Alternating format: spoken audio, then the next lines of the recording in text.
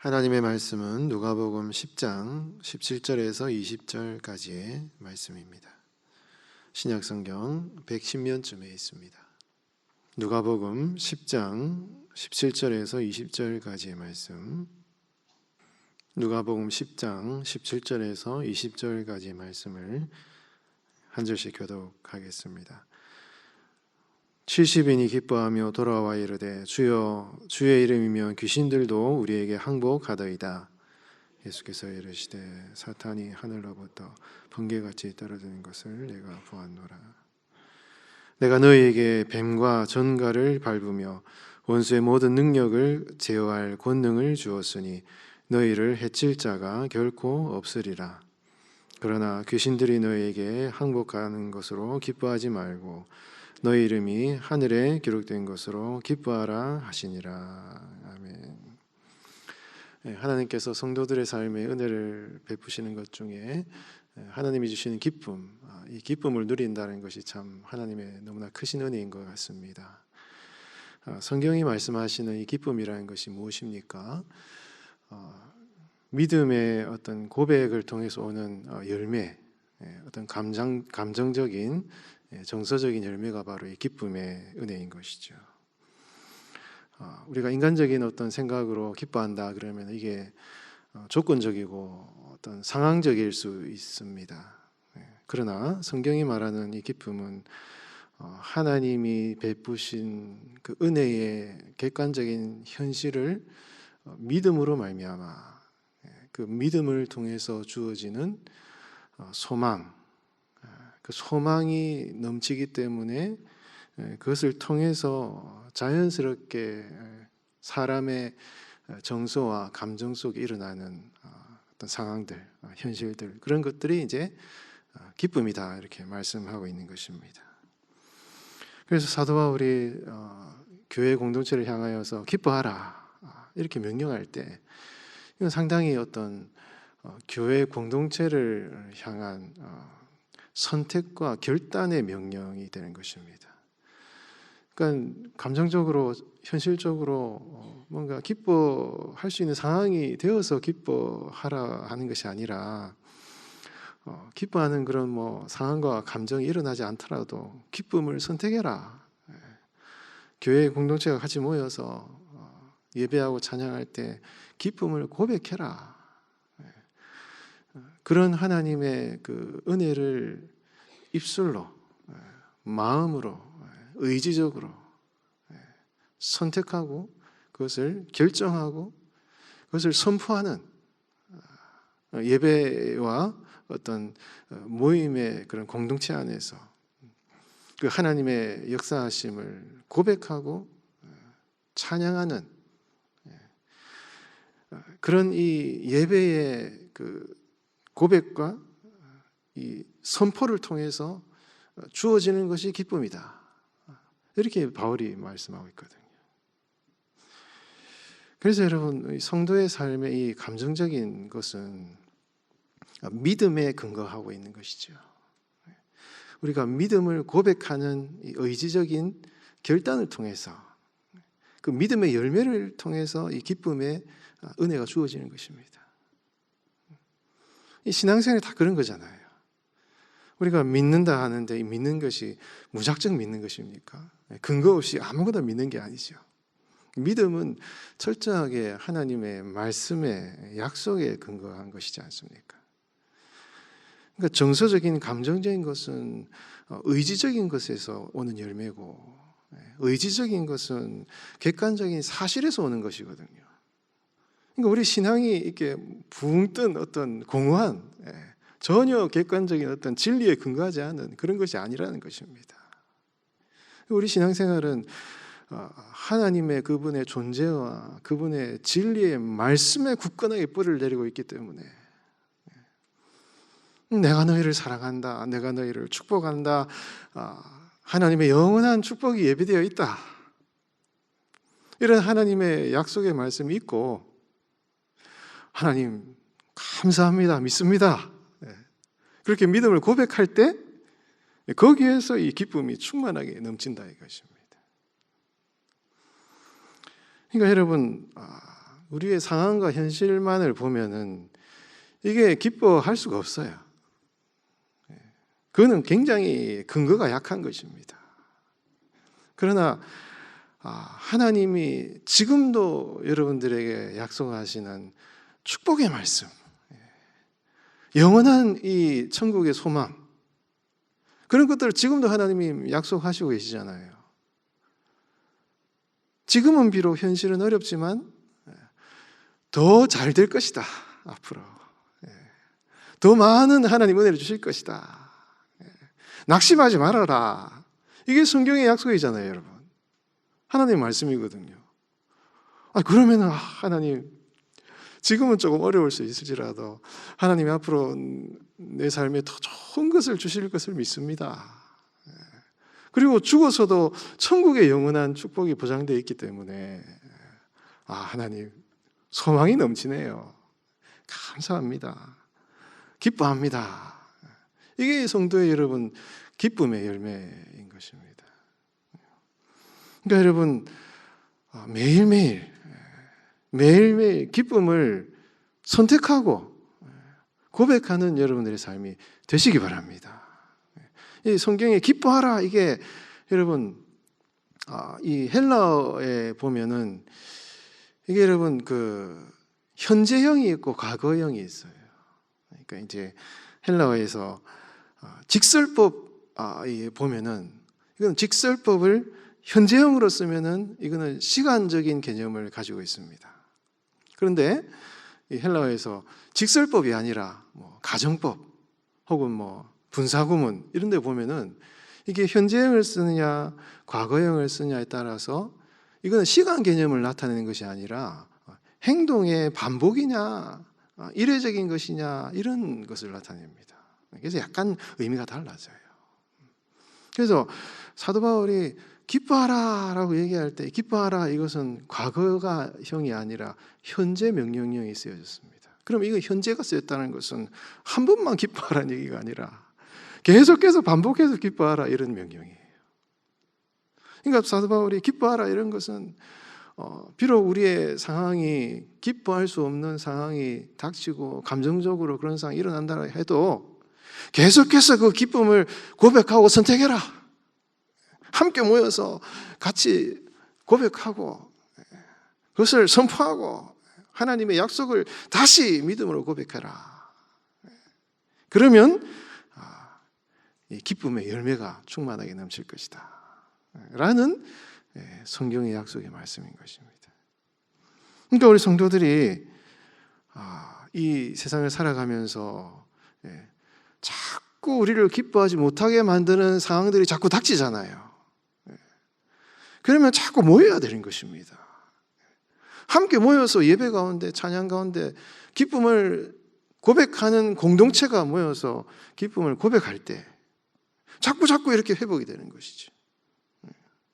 그래서 우리가 그런 함께 모여서 예배하고 찬양하는 그런 공동체의 모임을 통해서 우리의 기쁨이 다시 이렇게 회복되는 은혜가 있다 이것입니다. 이런 믿음의 고백, 하나님의 신실하심을 믿음으로 여러분 이 세상을 기쁨으로 이겨나가시는 여러분들이 다 되시기를 바랍니다. 오늘 본문 말씀에 보면은 기쁨에 대해서 얘기를 하고 있잖아요. 20절 말씀에 보면은 그러나 귀신들이 너에게 항복하는 것으로 기뻐하지 말고 너희 이름이 하늘에 기록된 것으로 기뻐하라. 이 예수님이 기쁨에 대해서 말씀하고 있다 이것입니다. 근데 여기서 20절에 그러나라는 이 표현이 굉장히 중요해요. 이 그러나라는 이 말이 앞에 나오는 이 땅에서의 기쁨, 이 땅에서의 기쁨이 있지만 그것을 부정하고 하늘의 기쁨을 추구해라 라는 의미로도 해석이 가능하지만 이 그러나라는 이 접속사가 그런 의미만을 포함하고 있잖아요.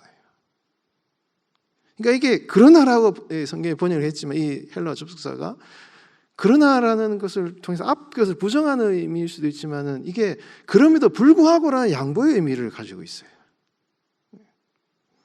그러면은 이 땅에서 사단이 결박을 당하는 이런 상황도 참 기쁘지만 그것과 함께 그것을 포함하여서 그것을 부정하지 말고 더 높은 기쁨을 추구해라. 이 땅에서의 기쁨보다 더 크고 영원한 기쁨이 있는데 그것이 무엇이냐? 너희들의 이름이 하늘에 기록된 것으로 기뻐하라. 이 말이 무슨 말입니까? 우리 성도들이 구원받아서 장차 천국에 가서 영원한 하늘의 천국의 영광을 누리게 될 그 기쁨을 더 기뻐하는 것이 더 영원한 기쁨이다. 그것을 더 사모하고 추구하고 그것을 바라볼 때 그 기쁨이 바로 이 땅을 살아가는 성도의 삶의 기쁨의 원천이 된다. 근원이 된다. 힘이 된다. 이런 얘기가 되는 것이죠. 그러니까 여러분, 우리가 이 땅을 살아가면서 솔직히 우리가 천국을 여러분 가보는 분이 안 계시잖아요. 천국을 가본 사람 한 사람도 없습니다. 죽다가 다시 살아나신 분은 예수님밖에 없기 때문에 천국을 가본 사람은 없습니다. 그렇기 때문에 이게 진짜 어떤 기쁨인지 잘 몰라요. 실제로 경험해 보지 않았기 때문에. 그러나 여러분, 우리가 성경이 분명히 우리에게 죽으면 이 세상의 그 어떤 기쁨보다도 비교할 수 없는 천국의 영원한 기쁨이 진짜 있다. 진짜 있다. 장난 아니다. 진짜 있다 이것이죠. 그거는 이 세상의 그 어떤 기쁨보다도 진짜 비교할 수 없는 그 정말 이거는 정말 큰 기쁨이다라고 성경이 분명히 우리에게 약속을 하고 있다. 이거 약속을 하나님이 말씀하고 있는 것입니다. 하나님이 말씀하고 있어요. 딴 사람이 얘기하는 것이 아니라 하나님이 그렇게 분명하게 우리에게 약속을 하고 있다 이것입니다.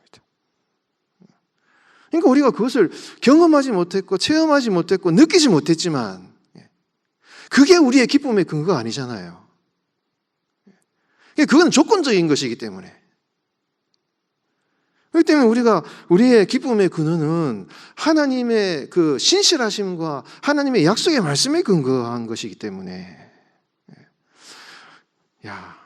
내가 예수님을 믿는 너희들에게 영원한 천국의 기쁨을 내가 준비해 놓았다라고 약속하신 그 하나님의 약속의 말씀을 다 굳게 믿는 성도, 천국의 영원한 기쁨을 확실하게 믿는 성도야말로 그 영원한 천국의 소망을 믿는 자에게 주시는, 그 영원한 천국의 소망을 믿는 자에게 주시는 하나님의 그 기쁨을 오늘 여러분 지금 이 시간의 삶의 현장 가운데 구체적으로 체험하고 느낄 수 있는 은혜를 주신다 이것이에요, 여러분. 이게 중요한 것입니다. 그래서 여러분,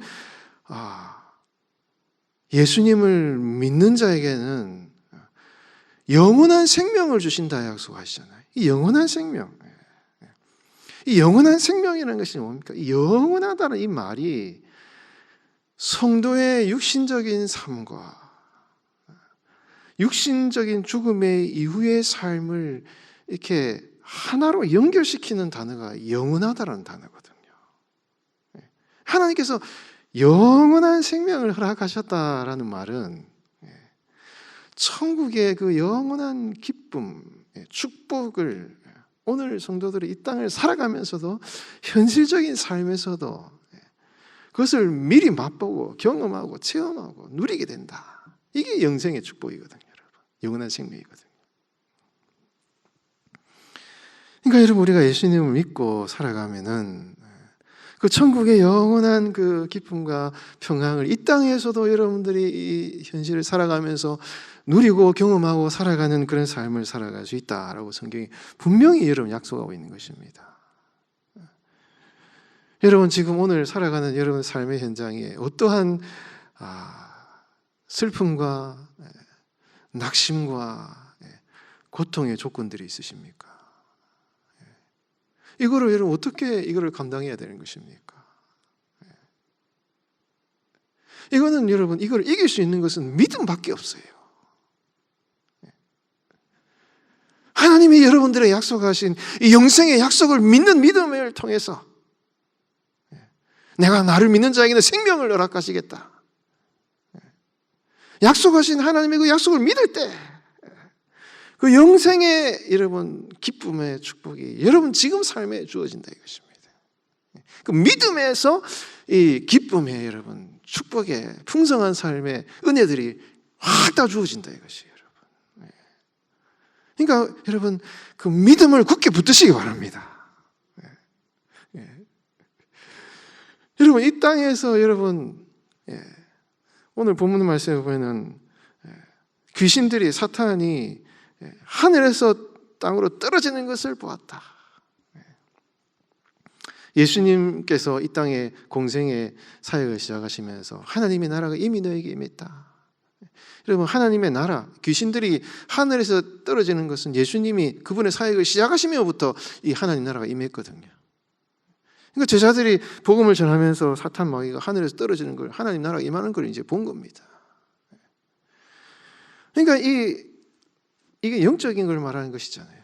사탄이 이 거룩한 하늘에서 떨어져서 이 땅에 떨어졌기 때문에 이 사탄이 이제 자기가 망할 걸 생각하니까 이 땅에서 자꾸 자신들의 이 힘을 가지고 자꾸 성도들을 괴롭히는 거예요. 여러분 사단은 이 하늘의 것, 이 하늘에 구원받은 성도의 영적인 것에는 절대 어떤 악한 걸 미치지 못합니다. 그러나 사탄은 자꾸 성도들의 삶의 현실과 상황을 자꾸 이렇게 부정적으로 만들어요. 그러니까 자꾸 성도들이 이 세상에서 살아가는 삶의 현실적인 삶을 살아가다 보면 자꾸 이 사단의 어떤 공격을 받잖아요. 그러면 자꾸 여러분 공격을 받을 때 하늘에서 떨어진 사탄이 자꾸 땅에서 성도들을 공격하니 우리가 이 땅에서 육신을 입고 살아가는 동안은 계속 싸워야 되는 것이죠.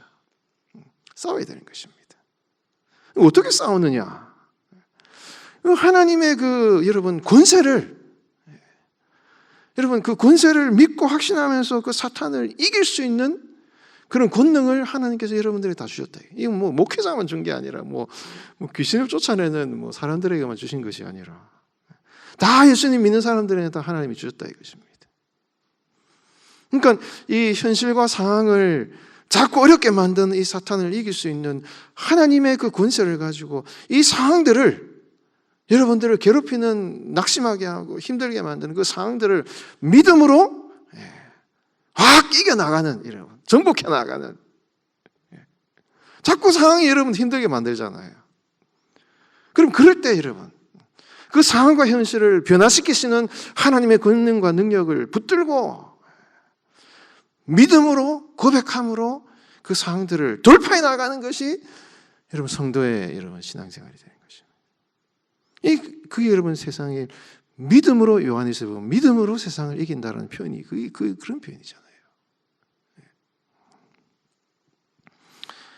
여러분 하나님께서는 여러분들에게 생명, 영생의 축복을 이미 약속하셨습니다. 이 세상을 이기는 사탄의 권세를 이길 수 있는 권능과 능력을 이미 여러분들이 다 허락하셨어요. 이것을 믿음으로 붙드시는 여러분 되시기 바랍니다. 그럴 때 여러분 우리가 세상을 여러분 담대하게 여러분 이겨나갈 수가 있다 이것입니다. 오늘 여러분들이 살아가는 삶의 현실 가운데 무엇이 여러분들을 낙심하고 힘들고 앞으로 어떻게 될지 어떻게 이 삶이 절망적인지 그런 상황들이 있으실 때 그 상황을 지금 붙들고 있는 것은 여러분 누구인지 그 존재가 누구인지 그 실체를 잘 알고 그게 패배하지 마십시오. 그거를 이길 수 있는 하나님의 능력과 권세가 여러분에게 이미 주어져 있다. 그 상황을 현실을 바꾸시는 분이 하나님이시고 그 하나님의 능력을 믿고 내가 해야 될 것은 믿음의 고백이다. 주님의 은혜를 찬양하는 것이다. 이것이 여러분 확신하시고, 오늘도 여러분 하나님 감사합니다, 주님 찬양합니다, 그런 믿음의 고백으로 오늘도 기뻐하며 살아가시는 여러분들의 삶이 되시기를 주님의 이름으로 축원드리겠습니다. 기도하겠습니다. 하나님 아버지, 주께서는 우리에게 영원한 천국의 소망을 허락하시고 이 땅에서도 생명의 축복을 우리에게 허락하여 주셨습니다. 아버지 하나님, 비록 우리가 지금 살아가는 이 땅의 현실이 우리를 낙심하게 하고 성도들을 힘들게 하는 그런 상황이 있다 할지라도 우리의 입술로 하나님의 그 능력과 권세를 고백하여 그 믿음의 고백으로 세상을 이겨나가는 오늘 성도들이 되게 하여 주시옵소서. 그 믿음의 고백을 통하여서 우리의 삶에 허락하시는 하나님의 그 영원하신 기쁨을 누리며 살아가는 오늘 성도의 삶이 되어질 수 있도록 주님 축복하여 주시옵소서. 우리 사랑하는 성도들, 오늘 어떠한 기도의 제목을 가지고 나오셨든지 우리 하나님께서 우리 성도들의 그 작은 신음에도 응답하시는 하나님의 능력으로 기도에 응답하여 주시고 살아계신 하나님을 오늘도 체험하고 경험하는 이 기도제가 될 수 있도록 주님 축복하여 주시옵소서. 감사드리며 살아계신 예수님의 이름으로 기도하옵나이다. 아멘. 하나님의 말씀은 미가서 4장 1절에서 5절까지의 말씀입니다.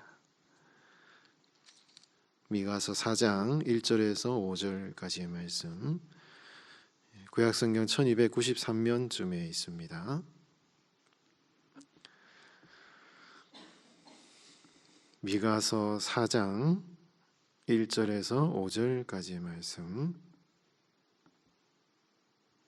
1293면쯤에 있습니다. 한 절씩 교독하겠습니다. 끝날에 이르러는 여호와의 전의 산이 산들의 꼭대기에 굳게 서며 작은 산들 위에 뛰어나고 민족들이 그리로 몰려갈 것이라. 곧 많은 이방 사람들이 가며 이르기를 오라 우리가 여호와의 산에 올라가서 야곱의 하나님의 전에 이르자. 그가 그의 도를 가지고 우리에게 가르치실 것이니라. 우리가 그의 길로 행하리라 하리니 이는 율법이 시온에서부터 나올 것이요 여호와의 말씀이 예루살렘에서부터 나올 것임이라. 그가 많은 민족들 사이의 일을 심판하시며 먼 곳 강한 이방 사람을 판결하시리니 무리가 그 칼을 쳐서 보습을 만들고 창을 쳐서 낫을 만들 것이며 이 나라와 저 나라가 다시는 칼을 들고 서로 치지 아니하며 다시는 전쟁을 연습하지 아니하고 각 사람이 자기 포도나무 아래와 자기 무화과 나무 아래에 앉을 것이라. 그들을 두렵게 할 자가 없으리니 이는 만군의 여호와의 입이 이같이 말씀하셨습니다. 함께 봉독합니다. 만민이 각각 자기의 신의 이름을 의지하여 행하되 오직 우리는 우리 하나님 여호와의 이름을 의지하여 영원히 행하리로다. 아멘. 우리 성도들은 참 서로 이렇게 사랑하고 또 서로를 배려하고 사랑의 이러한 관계를 참 이루어나가는 것이 예수님의 이제 명령이잖아요. 서로 사랑해라. 근데 참 서로 사랑하는 것이 참 이게 어렵잖아요. 이 여러 가지 어떤 이해관계 혹은 서로의 어떤 그 성향의 차이 이런 것 때문에 참 서로 이렇게 평화롭게 사랑하면서 살아가는 것이 참 쉽지 않다는 것을 생각을 하게 됩니다. 근데 서로 사랑하는 삶을 살아가기 위해서는 먼저 우리 자기 자신이 이제 내적인 평화를 이루는 게 중요한 것 같아요. 그러니까 다른 사람들의 관계가 이렇게 평화로우려면 내 안에 먼저 평화가 이루어져야 되잖아요. 그러니까 내 안에 불편함이 있고 내가 힘들면은 다른 사람들과 관계를 좀 평화롭게 이루기가 좀 어려운 것 같습니다. 그러니까 우리 공동체의 평화를 이루기 전에 먼저 우리 안에 나의 내면 세계 가운데 하나님이 주시는 평화가 있어야 되고, 이게 질서가 잘 잡혀야 다른 사람들과 관계도 이제 평화롭게 이제 맺을 수가 있다 이것이죠. 우리가 우리 안에, 우리의 내면 세계에 평화를, 안정감을 찾으려면 가장 중요한 것이 하나님이 주신 소망이 필요합니다. 그러니까 낙심이 되고 이렇게 마음이 절망적이면 이게 내면 세계의 질서가 깨어지거든요. 그러니까 우리가 사람들과 관계를 잘 맺기 위해서는 먼저 우리 안에 하나님이 주시는 소망이 넘쳐야 되는 것이죠. 이 소망이 뭡니까? 앞으로 미래를 향한 하나님이 주시는 그 더 나은 풍성한 삶, 더 나은 인생의 삶의 상황들이 펼쳐질 것이라는 하나님이 주시는 그 약속, 그것을 붙드는 것이 소망이거든요. 오늘 우리 새벽기도 나오신 분들은 이렇게 또 연세가 또 많으시고 또 몸도 좀 약하시고 이런 분들이 좀 많이 계실 수도 있을 텐데, 그러니까 우리가 세월이 흐르면서 몸도 약해지고 이제 이렇게 되지만은 성경은 시간이 흐르면 흐를수록 소망이 더 넘친다, 이렇게 약속 말씀하시거든요. 왜냐하면 우리 성도의 삶이 육신적인 삶이 있는 것이 아니라 속 사람이 강건해지는 것을 말씀하시기 때문에, 나이가 들수록 세월이 흐를수록 육신은 약해지지만 우리 속 사람은 더 강건해진다. 천국에 가면 남는 것은 육신이 남는 것이 아니라 우리의 속 사람이 남는다 이것이죠. 성도가 신앙의 인격, 얼마나 이 땅에서 우리 신앙이 성숙했느냐, 이 신앙의 성숙의 그 분량을 가지고 천국에 가거든요. 이걸 성경이 속사람이라고 그러잖아요. 그러니까 과거에 옛날보다는 시간이 흐르면 흐를수록 더 성숙하고 더 예수님의 분량으로 자라가는 이러한 우리 속사람의 분량을 가지고 천국에 가서, 그게 성도의 상급입니다, 여러분. 그러니까 더 시간이 흐르면 흐를수록 우리 속사람이 더 자라잖아요. 그러니까 우리 성도님들도 이게 병이 드시는 분이 참 어렵죠. 그러나 이렇게 신방을 이렇게 해보면 성도들이 육신이 연약해지면은 어떻습니까? 더 신앙이 깊어지셔요. 이상해요. 몸은 약해지시는데 신앙은 더 깊이가 있습니다. 이게 참 하나님의 은혜인 것 같아요. 이게 반비례해요, 반비례. 그러니까 그런 걸 볼 때 이게 참 성도의 소망이란 것이 뭔가 하는 것을 생각하게 되는 것입니다. 그러니까 이게 우리 성도들의 시간이 흐르면 흐를수록 우리의 속사람이 더 자라가고 주님을 더 잘 닮아가기 때문에, 그러니까 시간이 흐르면 흐를수록 성도의 삶에 더 소망이 넘친다 이것입니다. 그러니까 이거는 이제 영혼의 어떤 관점이고, 우리가 살아가는 우리의 삶의 현실 가운데도 지금은 비록 참 경제적으로 물질적으로 관계적으로 어려움이 있어도 하나님이 여러분들의 삶에 앞으로 더 삶을 더 좋아지게 이렇게 만드시는 것이 하나님의 은혜가 있거든요. 하나님은 결코 여러분들의 삶을 앞으로 더 나빠지게 하지 않으십니다. 그러니까 이게 성경의 약속이고 우리 성도의 소망이기 때문에, 그 소망, 하나님이 여러분들의 삶을 더 좋게 만들 것이라는 그 믿음과 확신과 소망을 가지고 이것을 갖고 있을 때, 그 소망을 붙들 때 성도의 삶에 이게 기쁨이 있고 내적인 질서가 잡히고 평화가 이루어지고, 이게 여러분 마음이 여유가 생기고 다른 사람들과의 관계도 이렇게 잘 평화롭게 만들어 나갈 수 있다 이것입니다. 여러분 이 소망을 여러분 품으시기 바랍니다.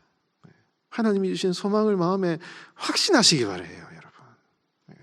그러니까 제가 지금 말씀드린 것처럼 이 소망이라는 것도 확신에서 오잖아요. 이 확신이 뭡니까? 믿음이잖아요. 그러니까 이게 성경에 여러분 이 사도 바울의 이 바울 서신을 이렇게 쭉 읽어보면 바울 서신에 바울의 표현 특징이 있습니다. 이 표현을 구체적으로 한 것도 있고 뭐 간접적으로 표현한 것도 있는데 항상 사도 바울의 패턴이 이거예요. 믿음, 소망, 사랑, 이 패턴이 있어요. 항상 이 세 가지를 염두에 두고 바울이 얘기를 자꾸 합니다. 왜냐하면 이 성경의 진리 자체가 믿음과 소망과 사랑은 굉장히 밀접한 관련을 가지고 있고 원인과 결과의 인과관계, 열매의 관계를 가지고 있어요. 그러니까 믿음이 있을 때 소망이 넘치고, 소망이 넘칠 때 사랑이 넘치는 거죠. 사랑이 넘치면은 여러분 하나님을 향한 사랑이 더 커질 때 주님을 향한 믿음이 더 커지는 것이고, 이게 여러분 이게 돌고 도는 것입니다. 서로가 서로를 이렇게 격려하고 북돋아주고 이렇게 더 풍성하게 만드는 역할을 하는 것이죠. 그래서 사도 바울이 자꾸 믿음, 소망, 사랑 이 세 가지를 자꾸 얘기를 한다 이것입니다. 오늘 우리 올해 우리 교회 주제도 여러분 평안이잖아요. 평안. 나의 내면적인 삶의 평화가 이루어지고 또 다른 사람들과 관계의 평화가 이루어지고 우리 성도의 공동체 안에서뿐만 아니라 이 열방 가운데 이 나라와 백성 가운데 지금도 이렇게 치열하게 전쟁이 벌어지고 있는 이 세상 가운데 하나님이 주시는 샬롬이 정말 필요하다 이것입니다. 이 샬롬이 여러분 하나님의 은혜가 아니면 이게 이루어질 수 없는 일이고, 여러분 그 하나님의 믿음, 소망, 사랑을 붙들 때 우리의 삶에 참된 평화가 이루어진다 하는 것을 여러분 기억하시고, 여러분 소망을 가지시고 믿음을 가지시기 바랍니다. 하나님은 여러분들을 더 좋게 해주시길 원하시는 분이세요. 여러분 오늘 이 본문 말씀에 그 사실이 그런 것들을 얘기하고 있잖아요. 우리 교회가 오늘 올해 평안을 주제인데 우리가 여러분 살아가면서 싸우고 싶은 사람이 누구 있습니까? 적어도 여러분 우리가 뭐 보통의 상식적인 양심을 가지고 있으면 뭐 예수님 안 믿는 사람도 마찬가지예요. 상식적인 양심을 가지고 있는 사람치고 싸우고 싶은 사람 아무도 없어요, 여러분. 싸우면서 살고 싶은 사람 누가 있습니까? 근데 왜 싸웁니까, 서로? 그 싸우는 상황에 빠졌기 때문에 그런 것이죠. 이 아주 첨예한 이해관계, 왠지 싫은 어떤 그런 거, 아니면 이게 양립할 수 없는 이 가치관들, 확신들, 이게 여러분 첨예하게 싸우니까 그 사람 자체만 보면은 나쁜 사람 아무도 없어요, 여러분. 그 사람 자체만 보면은 뭐 그렇게 크게 나쁜 사람 없습니다. 여러분 그 이슬람 테러를 하는 그런 테러, 폭탄 들고 막 들어가는 그런 이슬람 테러 하는 사람들도 그 사람만 보면은 여러분 아주 선한 사람이죠. 그 사람 자체만 보면. 근데 왜 이렇게 싸웁니까? 그 상황이 이거를 이렇게 싸우게 만드는 거예요. 그들이 속한 어떤 치열한 이해관계와 충돌하는 그런 상황 가운데 빠져 있어서 그래서 서로 싸우는 것입니다. 우리 성도들도 마찬가지나요, 여러분. 싸우고 싶은 사람 없습니다. 서로 미워하고 싶은 사람 아무도 없어요. 그렇지만 그 어떤 상황에 빠져가지고 여러분 이 이해관계가 충돌하다 보니까 왠지 내가 싸우고 싶지 않은데 서로 미움이 생기고 다툼이 생기고 어렵다 이것입니다. 그렇기 때문에 이러한 이 평화는 진짜 하나님의 기적이 아니면 안 돼요, 여러분. 하나님의 능력이 아니면 이건 해결될 수 없습니다. 오늘날 전 세계에 일어난 이런 싸움의 상황들을 보십시오. 우리가 평화를 맺지만은 너무 그것이 이 세상의 전쟁과 이 싸움의 상황 가운데는 너무너무 너무 무기력하게 느껴지는 것이죠. 도저히 우리가 어떻게 할 수 있는 힘이 없는 것입니다. 우리가 할 수 있는 것은요, 하나님의 기적, 평화의 영이신 하나님의 역사하심이 여러분 역사하시는 것밖에는 도저히 방법이 없다라는 것을 우리가 깨닫는 것입니다. 불가능한 것입니다. 인간의 힘으로는. 그러나 하나님이 역사하시면은 이거는 가능한 것이기 때문에. 왜? 성경이 그걸 약속하고 있다 이것입니다. 성경이. 오늘 본문 말씀을 여러분 보십시오. 3절 말씀. 3절을 같이 한번 읽어볼까요? 3절 시작. 그가 많은 민족들 사이에 이를 심판하시며 먼 곳 강한 이방 사람을 판결하시리니 무리가 그 칼을 쳐서 보습을 만들고 창을 쳐서 낫을 만들 것이며 이 나라와 저 나라가 다시는 칼을 들고 서로 치지 아니하며 다시는 전쟁을 연습하지 아니하리라. 이 칼이란 게 헤레브. 이 헤레브란 단어를 다 생각하면은 이스라엘 백성들과 이스라엘 백성들이 가나안 땅을 들어갈 때 이방 민족과 치열하게 전쟁을 하는 그런 상황들이 기억이 나는 것이죠. 헤레브라는 단어를 이제 보면은 그게 생각이 나요. 정말 서로를 죽이고 여러분 서로를 피를 흘리게 만든 이 전쟁. 이거는 정말 너무너무 비참한 것입니다. 저는 6.25 전쟁을 겪어보지 않았지만은 여러분 혹시 여기 이제 6.25 전쟁을 겪어보신 분들 얼마나 여러분 비참합니까? 헤레브. 그다음에 창, 이 창이라는 게 이제 하니트라는 이 히브리 단어인데 이 하니트라는 단어를 생각하면 저는 사울이 생각해요. 사울이 다윗을 죽이려고 창을 던질 때 그 창을 하니트라고 표현을 합니다. 사탄이 악한 영이 다윗을 죽이려는 미움의 영으로 이 사울의 악한 영이 부리는 악령이 부리는 이 영이 사울의 안에 들어가 가지고 다윗을 미워하는 질투하는 마음이 생겨 가지고 창을 들고 던져버리는 거예요. 이게 여러분 인간의 이 전쟁과 싸움을 일으키는 악한 영의 이것이 역사인 것입니다. 이게 여러분 있으니까 사람들이 어떻게 여러분 그 사람 자체만 보면 착한 사람이고 굉장히 선한 사람인데 서로 그냥 창을 들고 던지고 미워하고 죽이는 이런 역사가 일어나는 이런 상황들 어떻게 이걸 해결할 수가 있는 것입니까? 그런데 이 예루살렘 시온산으로부터 여호와 하나님의 말씀이 흘러나와서 그 말씀이 역사하니 성경이 뭐라고 약속합니까? 칼을 쳐서 이게 친다라는 말을 칼을 산산조각 내서 가루를 내버려서 그런 표현이에요. 산산조각 내버려서 그것을 가지고 농사일을 하는 경작하는 자마르라는 히브리어 단어 땅을 경작하는 도구들 이 농사를 짓는 생명을 살리고 사람들에게 양식을 공급하고 이 풍성하게 삶을 풍성하게 만드는 경작하는 이 도구들을 만들게 될 것이다. 하나님의 영이 임하시면 그런 역사가 일어난다. 성경이 우리에게 약속을 하고 있는 것입니다. 이게 메시아의 이 나라를 예언하는 것이잖아요. 이게 성경의 약속인 것입니다. 여러분 이 말씀을 읽을 때 얼마나 우리의 마음속에 간절한 기도의 제목이 여러분 이제 생겨나잖아요. 오늘날 이 세계 열방의 상황들, 우리 대한민국의 상황들, 우리 교회 공동체의 상황들, 그리고 여러분 한 분 한 분의 삶 가운데 우리의 삶에도 칼이 있어요. 헤레브. 우리의 삶에도 창이 있습니다.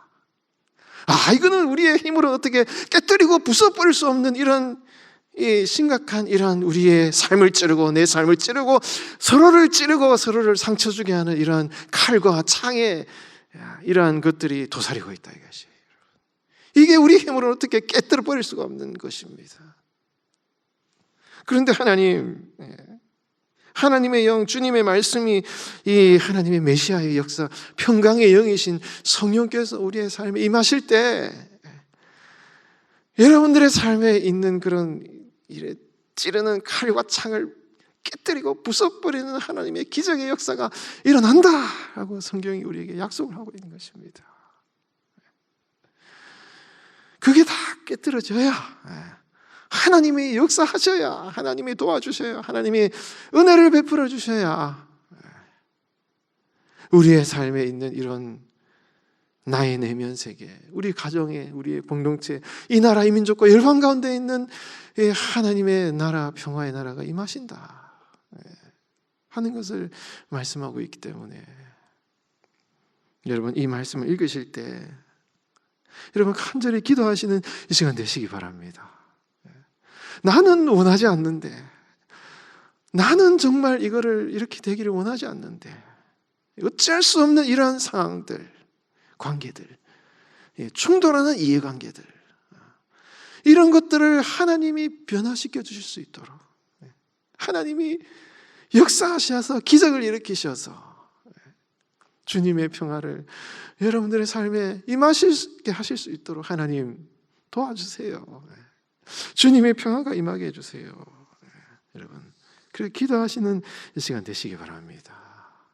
그래서 여러분, 하나님이 그 약속하신 그 평화의 기적이 오늘 여러분 하루를 살아가는 여러분들의 삶에 여러분 실현되어지고 이루어지는 그런 오늘 하루 살아가시는 여러분들의 삶이 되시기를 예수님의 이름으로 축원드리겠습니다.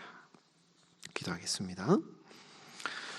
하나님 아버지, 오늘 우리가 하루를 살아갈 때 우리의 삶에도, 우리의 내면 세계 가운데도, 우리 가정과 우리 공동체, 대한민국 저 열방 가운데 여전히 칼과 창이 있어서 서로가 서로를 찌르고 상처를 주고 아픔을 주는 이러한 상황들이 계속되고 있습니다. 우리는 그렇게 하기를 원하지 않지만 어찌할 수 없는 그런 상황과 형편 가운데서 우리가 너무 아프고 고통스러워하는 그런 상황들이 너무나 많습니다. 주님의 그 말씀에 하나님의 영의 기적이 필요합니다. 칼을 부수어서 보습을 만들게 하시고 창을 깨뜨려서 경장용 농기구를 만들게 하시는 그 하나님의 놀라운 기적의 역사가 오늘날 우리 살아가는, 오늘 하루 살아가는 우리 성도들, 이 자리에 참여한 우리 모든 성도들의 삶에 내면 세계 가운데 가정과 삶에 이루어질 수 있도록 주님 역사하여 주시옵소서.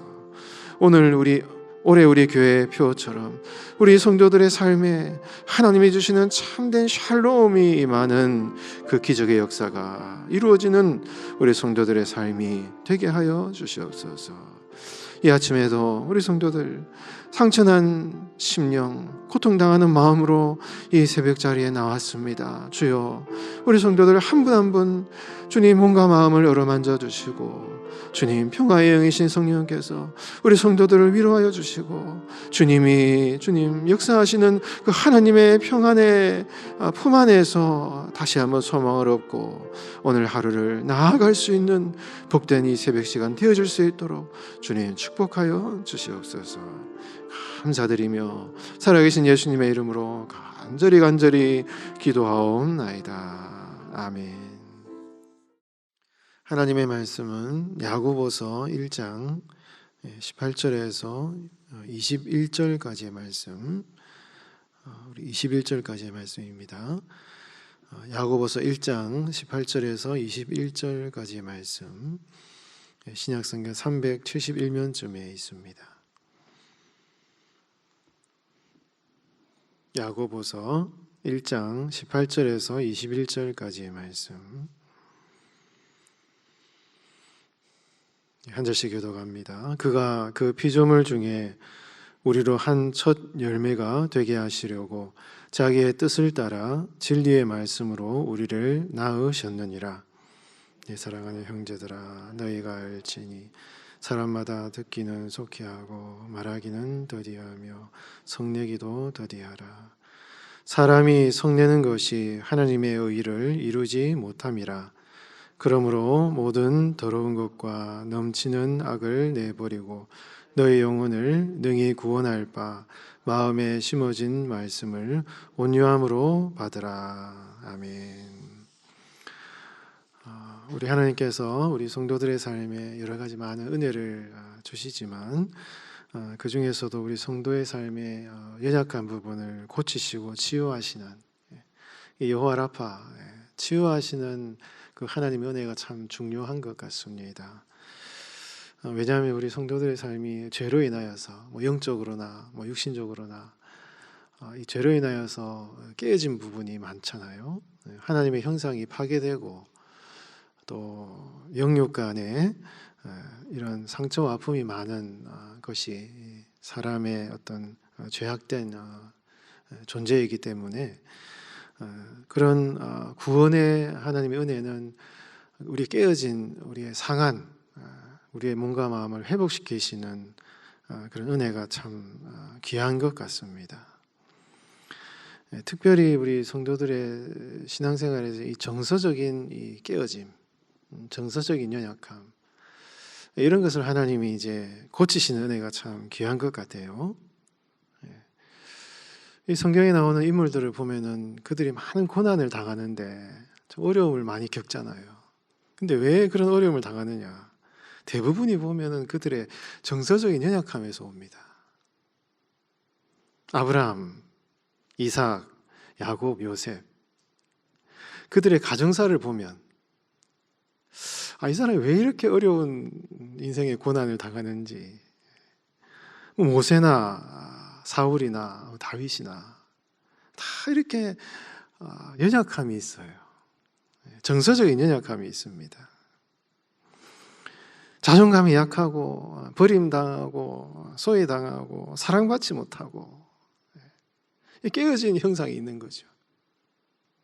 그러다 보니까 그런 어떤 내적인 연약함 때문에 그거를 이 마음속에 이 쌓인 이런 상처를 나름대로 자기가 그거를 극복하기 위해서 질투하고 다른 사람을 것을 빼앗고 실수하고 상처 받기도 하고 상처 당하기도 하고 주기도 하고 이런 이 성경의 인물들의 삶을 다 보는 거예요. 그런데 하나님이 그런 거를 그냥 버려두시는 것이 아니라 그 성도들을 이렇게 그 성경 인물들을 잘 이렇게 치유해 가시고 깨진 그릇을 빚어 가시고 이렇게 참 만들어 가시는 거예요. 만들어 가시면서 잘 이렇게 모난 부분을 이제 부드럽게 만들어 가시면서 하나님의 축복의 그릇으로 다 만들어서 하나님이 쓰시는 그러니 성경의 인물들의 삶을 다 보는 거죠, 여러분. 여러분 한번 성경 읽어보시면 다 그럴 것입니다. 그래서 그런 하나님의 은혜가 그런 것이죠. 성경 인물뿐이겠습니까? 여러분들의 삶도 마찬가지죠. 우리 성도의 인생도 마찬가지라 이것입니다. 그래서 하나님께서는 우리 성도들의 삶에 이 정서적인 이런 연약함을 빚으시고 온전케 하시는 그런 일을 하시는 것입니다. 여러분 성경의 성령의 열매 한번 생각해 보십시오. 여러분 사랑과 희락과 화평과 오래 참음 자비 양성 충성 온유 절제 이게 여러분 인간의 어떤 지성적인 측면 혹은 의지적인 측면도 있지만은 정서적인 측면이 강해요. 그래서 하나님이 우리 성도의 삶에 성령의 열매를 맺으실 때 이런 정서적인 측면에 이런 회복을 하신다 이것입니다. 우리 성도들이 신앙생활을 하면서 그 사람들과의 그런 가정에서의 관계 안에서 어려움들 혹은 교회에서 우리 공동체 안에서의 어려움들 그런 거를 여러분 가만히 생각을 해보면 대부분이 뭡니까? 우리 성도들의 삶에 있는 이런 내적인 상처들이 있어요. 이게 여러분 여전히 어떤 아픔이 존재하기 때문에 그런 것들 때문에 서로 관계가 어렵고 힘든 일을 많이 당하잖아요. 그런데 우리가 믿음 안에 있으면은 하나님께서 이런 것을 다 이렇게 회복시켜 주시는 은혜를 주신다 이것입니다. 그 대표적인 사람이 누굽니까? 우리 예수님이시잖아요. 우리 예수님은 태어나면서부터 사생자라는 이런 오해를 당하신 분이세요. 애비언 무자식. 아주 이렇게 윤리적으로 잘못된 어떤 출생을 가지고 있는 이런 오해를 당하시면서 예수님이 태어나셨습니다. 그리고 사람들로부터 소외를 당하시고 저 말구 위에 태어나셨습니다. 사람들로부터 버림을 당하셨어요. 정확하게 우리가 역사적으로 우리가 이렇게 확실하다고 보기는 어렵지만 아마 예수님의 부친 요셉은 이제 일찍 이렇게 돌아가신 것 같고 장남이신 예수님이 동생들과 어머니를 다 먹여 살려야 했습니다. 여러분 여기 장남이신 분 계신지 모르겠습니다. 장남이 되면은 우리 가정을 책임져야 되니까 어머니와 가족들을 위해서 다 자기 걸 희생해야 되잖아요. 자기의 삶은 없습니다.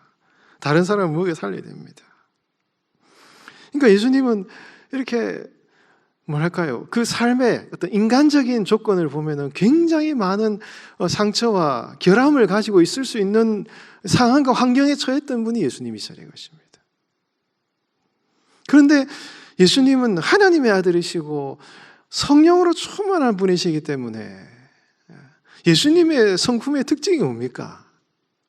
예수님은 나는 온유하고 겸손하니 많은 상처와 아픔을 가지고 있을 수 있는 그런 상황에 환경에 처한 예수님이심에도 불구하고 그분은 하나님의 아들이시고 성령에 충만하신 분이시기 때문에 그 모든 환경을 뛰어넘어서 그 상처와 연약함, 정서적인 고통의 조건들을 뛰어넘어서 성령 충만하심으로 온유와 겸손한 성품을 가지신 분이 예수님이셨다 하는 것을 이제 말씀하고 있는 것이죠. 그래서 성령 충만하신 그분이시기 때문에 자신의 내적인 그 연약함을 극복하실 뿐만 아니라 만나는 사람마다 고통당하는 사람들을 다 고쳐주시는 거예요, 여러분. 우물가의 사마리아 여인, 남편을 5명이나 갈아치웠는데 이 사마리아 여인의 모습을 보면은 사람의 사랑과 관심을 갈망하는 인간의 실존을 볼 수 있는 것입니다. 사랑을 갈망해요. 사랑받지 못한 존재. 다른 사람으로부터 관심과 사랑을 받고 싶은데 그걸 받지 못한 인간의 이 갈망을 표현하는 이 사마리아 여인의 모습이에요. 이 우물을 찾아 물을 들어왔다는 게 굉장히 상징적인 표현이잖아요. 사랑받고 싶은데 사랑받지 못하는 거예요. 그 여인을 예수님이 다 만나셔서 여러분 참된 사랑을 그 여인에게 베풀어 주심으로 내 속에서 영생하는 이 샘물이 솟아나게 하시는 은혜를 베푸셔서 그 여인의 사랑받지 못한 갈망을 여러분 채워주시고 그 여인으로 하여금 많은 영혼들을 구원하는 일을 하게 하시는 그 예수님의 그 만남의 사건을 볼 때 여러분 우리가 예수님 안에 있을 때 성령 안에 있을 때 하나님이 우리의 삶에 어떠한 은혜를 베푸시냐는 걸 우리가 깨달을 수 있는 것입니다. 예수님이 삭개오를 만나셨잖아요.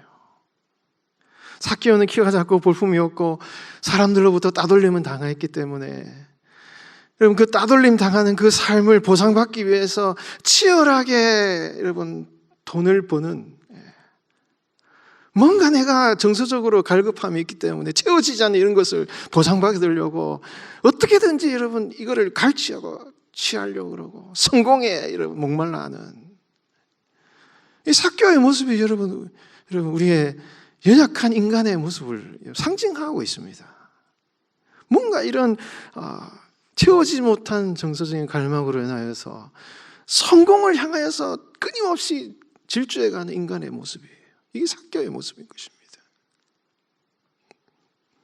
그런데 예수님이 삭개오를 다 만나셔서 삭개오야 나무에서 내려와라. 내가 네 집에 유하여겠다. 이 예수님과의 만남을 통해서 삭개오의 그 채워지지 못한 정서적인 갈망이 완전히 다 여러분 회복되고, 그 마음속에 다툼과 싸움과 여러분 분노가 있었는데 이제는 다른 사람들에게 다 나누어주는 삶을 살아가는 사람으로 변화된 것이 삭개오의 삶이었다 이것이죠. 그러니까 여러분, 우리가 복음 안에서 변화된다는 것이 무엇이겠습니까? 그런 것이죠, 여러분.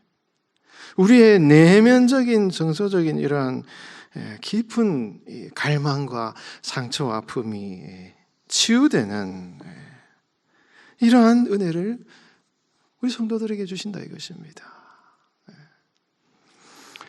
여러분, 여러분들의 삶에도 그런 과거의 어떤 성장의 환경과 배경 속에서 그런 어떤 아픔과 그런 연약함이 있으실지 모르겠습니다. 여러분, 그런 것이 성령 안에 있을 때, 하나님 은혜 안에 있을 때 성령의 열매로서 우리의 인격과 정서와 삶을 온전케 하시는 그 하나님의 은혜를 여러분 다 누리시는 여러분 되시기 바랍니다. 오늘 이 새벽에 그 하나님 은혜를 나에게 베풀어 달라고. 그래서 여러분들의 삶에 여러분 이 갈등과 고민과 다툼과 분노, 채워지지 못한 이 갈망과 마음속에 이런 분노가 아니라 하나님의 평화가 이루어지는 그런 은혜를 누리시는 여러분 되시기 바랍니다. 우리가 신앙생활 하다 보면은 화가 날 때가 많아요. 화가 날 때. 막 화가 확 나는 거예요, 여러분. 어떤 사람을 만나거나 어떤 상황을 만들 때 화가 확 납니다. 왜 화가 납니까, 여러분? 왜 화가 나요? 물론 그 상황이 뭐 이렇게 부조리한 상황이기 때문에 화가 날 수도 있지만 잘 살펴보면요. 왜 화가 나는지 보면은 우리 안에 이 정서적인 연약함이 있어서 화가 나는 거예요. 평소에는 괜찮습니다. 평소에는 이게 잠재되어 있어요. 근데 어떤 상황에 만나서 어떤 뭡니까? 뭔가 이렇게 어떤 게 이게 건드리기 때문에 폭발하는 거죠. 잠재되어 있다가 그거를 폭발시켜 버리는 것입니다. 그래서 그거를 뭐 옳고 그름의 문제로 이렇게 막 따진다든지 이거를 분노를 폭발하는 것입니다. 그러니까 화를 내는 것이 대부분 보면은 우리의 이 정서적인 연약함에서 대부분 원인이 있다라는 것을 우리가 발견하게 되는 것이죠.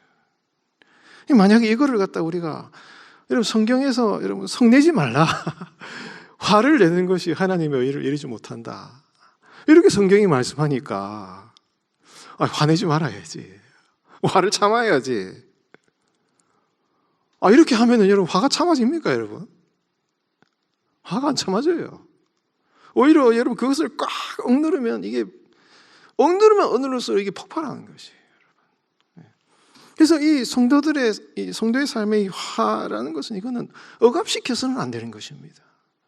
강제로 여러분 억압시켜서는 안 되는 것이고, 이 분노가 있는 것을 억압시키는 것은 이 성경에 대한 분명한 적용이 아니에요. 말씀을 오해한 것입니다. 이거는 하나님의 뜻이 아닌 것입니다.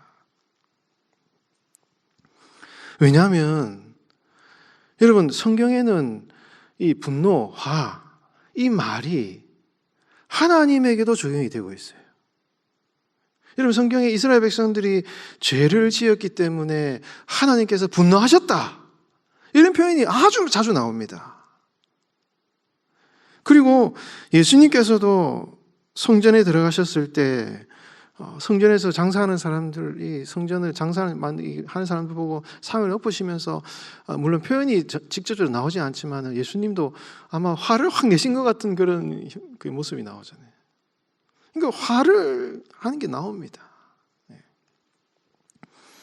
그래서 이 분노 자체, 이 오르게라는 이 헬라어 단어고 히브리어에는 아프라는 단어, 이거는 이제 코를 말해요, 코. 그러니까 상당히 이거는 중립적인 개념을 가지고 있습니다. 그러니까 하나님의 분노는 정당한 것이기 때문에 하나님의 의를 이루는 분노예요. 그래서 하나님의 분노는 하나님이 분노하시기 때문에 그거는 하나님의 정의를 이룹니다. 그런데 하나님이 하시는 분노와 함께 다른 종류의 분노가 있는데 그게 뭐냐면 사람의 분노가 있습니다. 사람의 분노. 그래서 오늘 본문 여러분 야고보서 1장 20절 말씀에 보면 여러분 20절 말씀에 뭐라고 말씀합니까? 사람이 성내는 것이 뭐를 이루지 못해요? 하나님의 의를 이루지 못한다. 이 말을 여러분 잘 해석을 해야 됩니다. 사람의 성내는 것이라고 했기 때문에 성내는 것 자체가 이게 어떤 그 행동을 표현하는 동사 개념을 가지고 있어서 성내는 것 자체가 이게 하나님의 의를 이루지 못한다라고 해석을 하면 안 돼요. 여기서 중요한 핵심 포인트는 사람의 분노, 오르게라는 명사예요. 사람의 분노는 하나님의 의를 이루지 못한다 이렇게 봐야 되는 것입니다. 그러니까 하나님의 분노는 하나님의 의를 이루지만 사람의 분노는 하나님의 의를 이루지 못한다 이런 말씀이에요. 이게 어떻게 이렇게 해석이 가능합니까? 앞에 보면은 여러분 이 19절부터 말씀 자체는 예수님을 믿고 구원받은 성도들이 어떻게 삶을 살아가야 될 것이냐에 대한 믿음과 행함에 대한 얘기를 하면서 그 앞에 나오는 내용은 12절부터 18절까지는 진리의 말씀으로 구원받은 구원의 은혜를 얘기를 하면서 여러분 18절 말씀에 보면은 진리의 말씀으로 우리를 낳았다. 복음을 들어서 예수님 믿고 구원받은 거듭난 상도가 되었다라는 표현을 하고 동시에 낳았다라는 이 표현이 15절 말씀에 보면은 욕심이 잉태한 즉 죄를 낳고 죄가 장성한 즉 사망을 낳았다. 이 낳는다는 표현이 두 번이 나와요. 그러니까 이 낳는다는 말이 야고보서에서 성경 전체에서 낳는다는 말이 야고보서에만 딱 나와요. 그래서 야고보가 유독 두 번을 사용하는 이 단어인데 이걸 통해서 어떤 인간의 근원이 어디에 있느냐를 구분하고 있습니다. 사람에게서 나오는 것은 이 욕심과 죄와 사망을 낳는 어떤 결과 이런 것이 있고 진리의 말씀이 우리를 낳으심으로 말미암아 거듭난 새로운 피조물로서 하나님이 주시는 그 새로운 피조물로서의 그 존재의 근원 이 두 가지를 여러분 이 야고보서 12절부터 18절까지가 쫙 얘기를 하고 있거든요. 그러면서 19절로 탁 넘어가면서 사람의 분노는 하나님의 의를 이루지 못한다라고 이야기를 하고 있는 것입니다. 그러니까 여러분 우리의 분노가 하나님이 주신 것이면 이거는 하나님의 정의를 이루는 거예요. 어떤 경우에는 우리의 분노가 분노하지 말아야 할 때 분노하는 것은 옳지 못한 것이지만 분노해야 될 때 분노하지 못하는 것도 이거는 하나님의 의를 이루지 못하는 거예요. 분노해야 될 때는 분노해야 될 때가 있습니다. 불의를 볼 때. 그렇기 때문에 중요한 것은 우리의 분노가 자꾸 제가 분노 얘기를 해서 죄송합니다만은 우리의 분노가 하나님이 주신 것인지 사람의 어떤 것인지를 잘 분별해서 하나님의 의를 이루는 그런 하나님의 사람으로 열매 맺는 그런 성도의 삶을 살아가는 것이 중요하다는 것을 말씀을 하고 있는 것이죠. 그래서 여러분 오늘 본문 17절 말씀해 보면은 온갖 좋은 은사와 온전한 선물이 다 위로부터 빛들의 아버지께로부터 내려온다라고 말씀하고 있는 것입니다.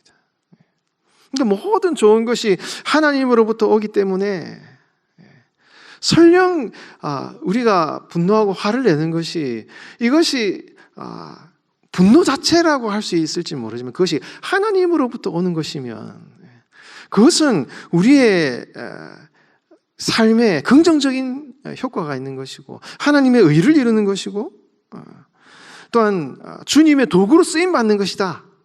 이거를 지금 얘기를 하고 있는 것이죠. 여러분들의 삶에 일어나는 이런 여러 가지 정서적인 부정적인 요인들 그래서 그걸로서 말미암아 우리가 막 이렇게 화를 쏟아내는 이런 상황들 이것이요 여러분 하나님의 은혜 안에 있으면 그것이 여러분 부정적인 것으로 끝나지 않습니다.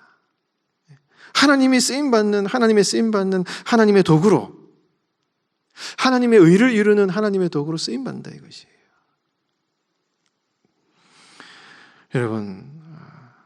여러분들의 삶의 경험들, 지금까지 살아오시면서 여러분 마음속에 있는 여러 가지 다양한 부정적인 정서적인 연약함들을 하나님께서 새롭게 낳으셨다, 새롭게 바꾸셔서, 새롭게 근원을 재창조하셔서, 그것이 부정적인 것으로 우리 삶의 고통으로 끝나는 것이 아니라, 여러분 많은 성경 인물들의 삶에 그것을 하나님이 변화시키셔서 새롭게 만드셔서 하나님의 영광의 도구로 사용하신 것처럼 하나님께서 여러분들의 삶도 그런 은혜를 주신다라는 것을 여러분 확신하시고 여러분 나아가시기 바랍니다. 오늘 이 새벽에 그런 하나님의 은혜가 여러분들의 삶에 임하셔서 여러분들의 모든 삶의 아픔을 치유하시고, 여러분 오히려 여러분들의 고통과 아픔이 하나님의 의를 이루는 주님의 도구로 쓰임받는 그런 복된 삶을 살아가시는 여러분들의 삶이 되시기를 주님의 이름으로 축원드리겠습니다. 같이 기도하겠습니다. 하나님 아버지 감사합니다.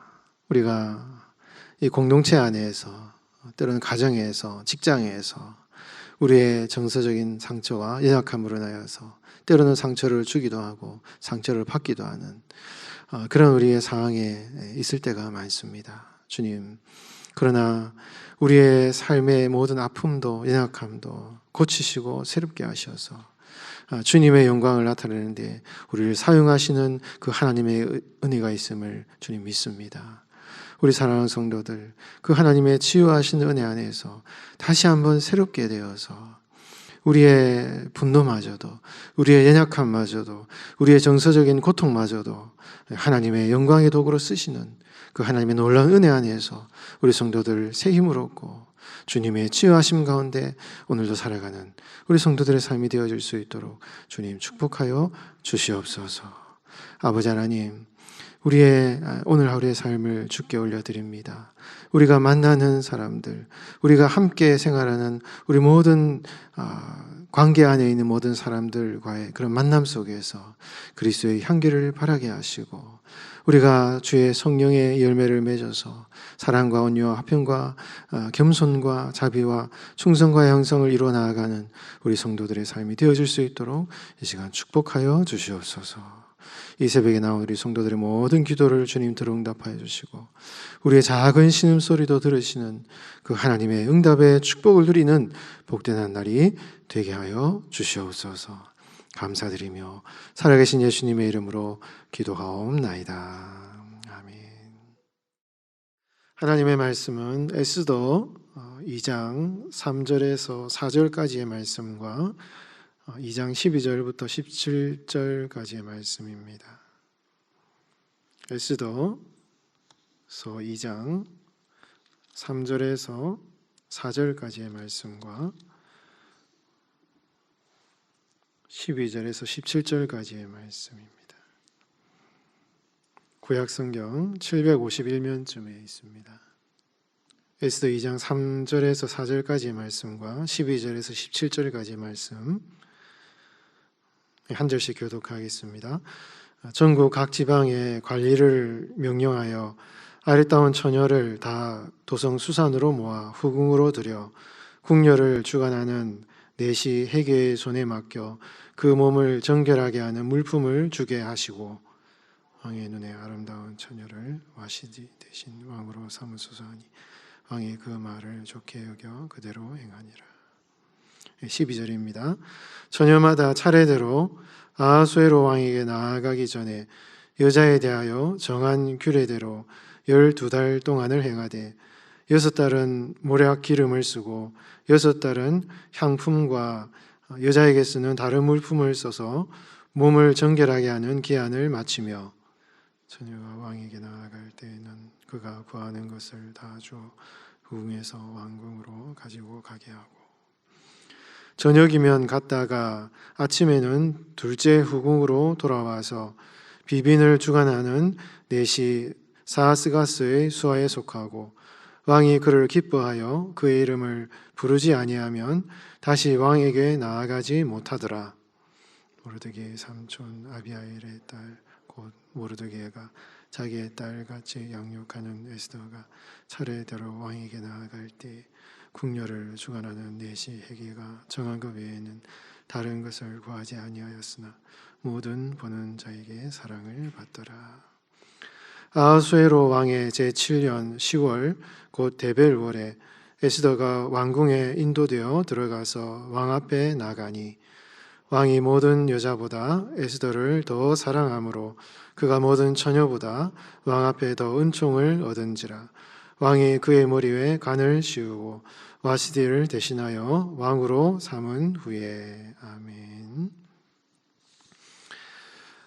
우리 성경을 보면 성경은 우리 사람의 어떤 논리적인 판단으로는 굉장히 모순되는 것 같지만은 이 하나님의 뜻과 섭리, 그 다음에 인간의 결단과 선택이 굉장히 참 조화롭게 나오고 있다라는 것을 우리는 성경을 통해서 알 수가 있습니다.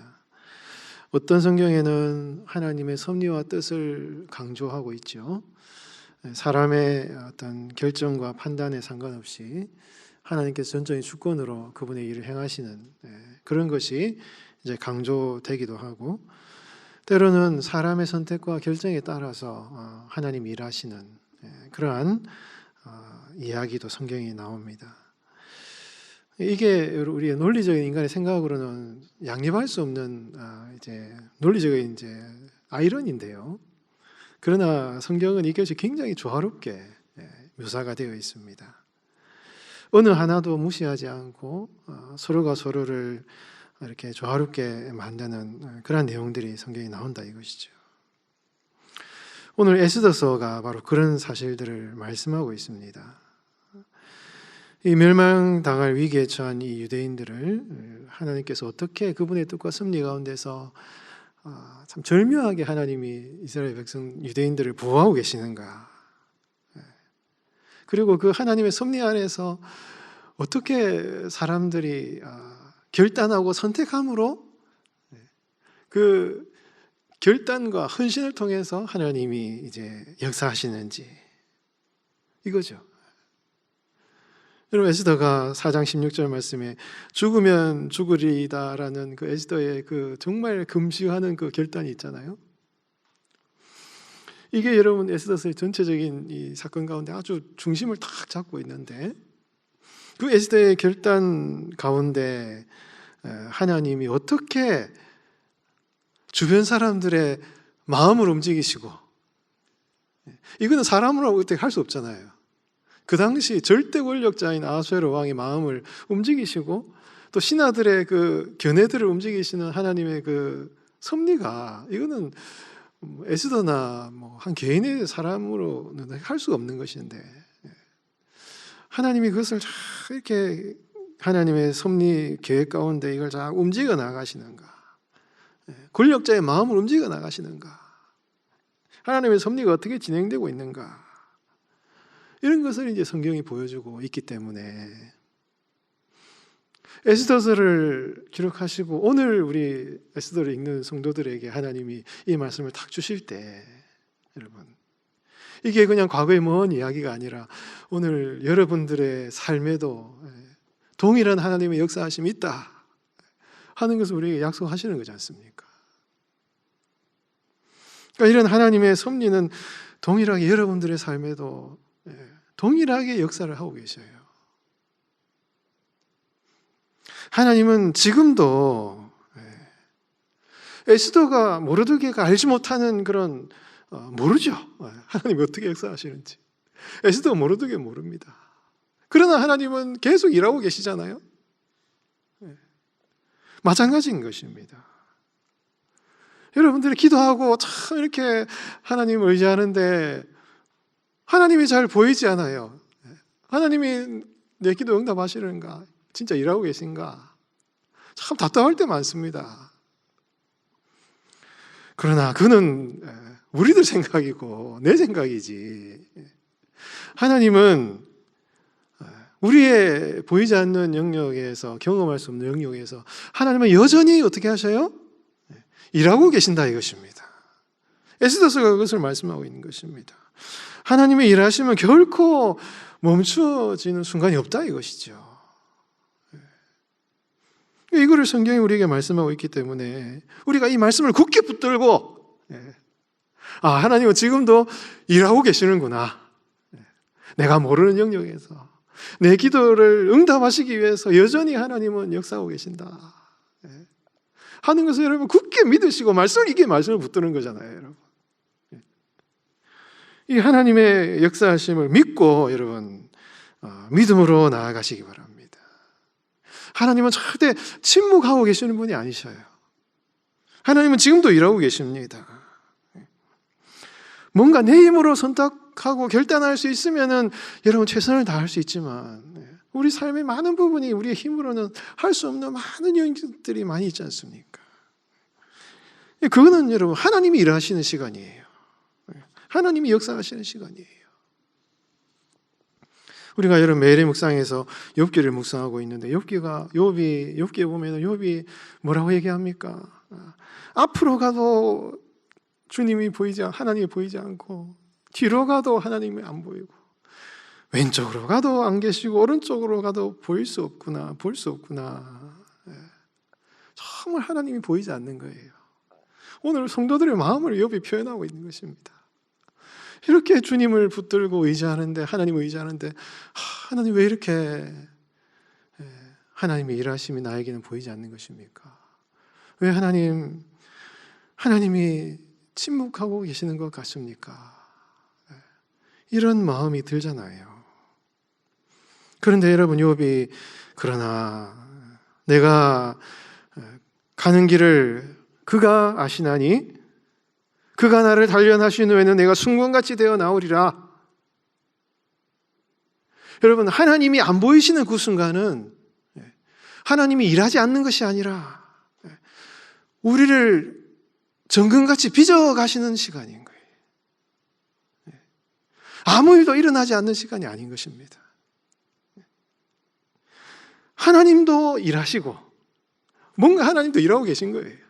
그리고 우리를 하나님의 일을 이루시기 위해서 우리를 이렇게 만들어 가시는 과정인 거죠. 만들어 가시는 과정. 이렇게 아름답게 쓸모없는 돌덩이 같은 인생이라도 하나님의 은혜 안에서 이게 다이아몬드 같이 바뀌는, 우리가 빚어지는 시간인 것이죠. 이게 얼마나 은혜입니까? 하나님이 일하시고 우리가 빚어지고, 이게 욥의 고백인 것입니다.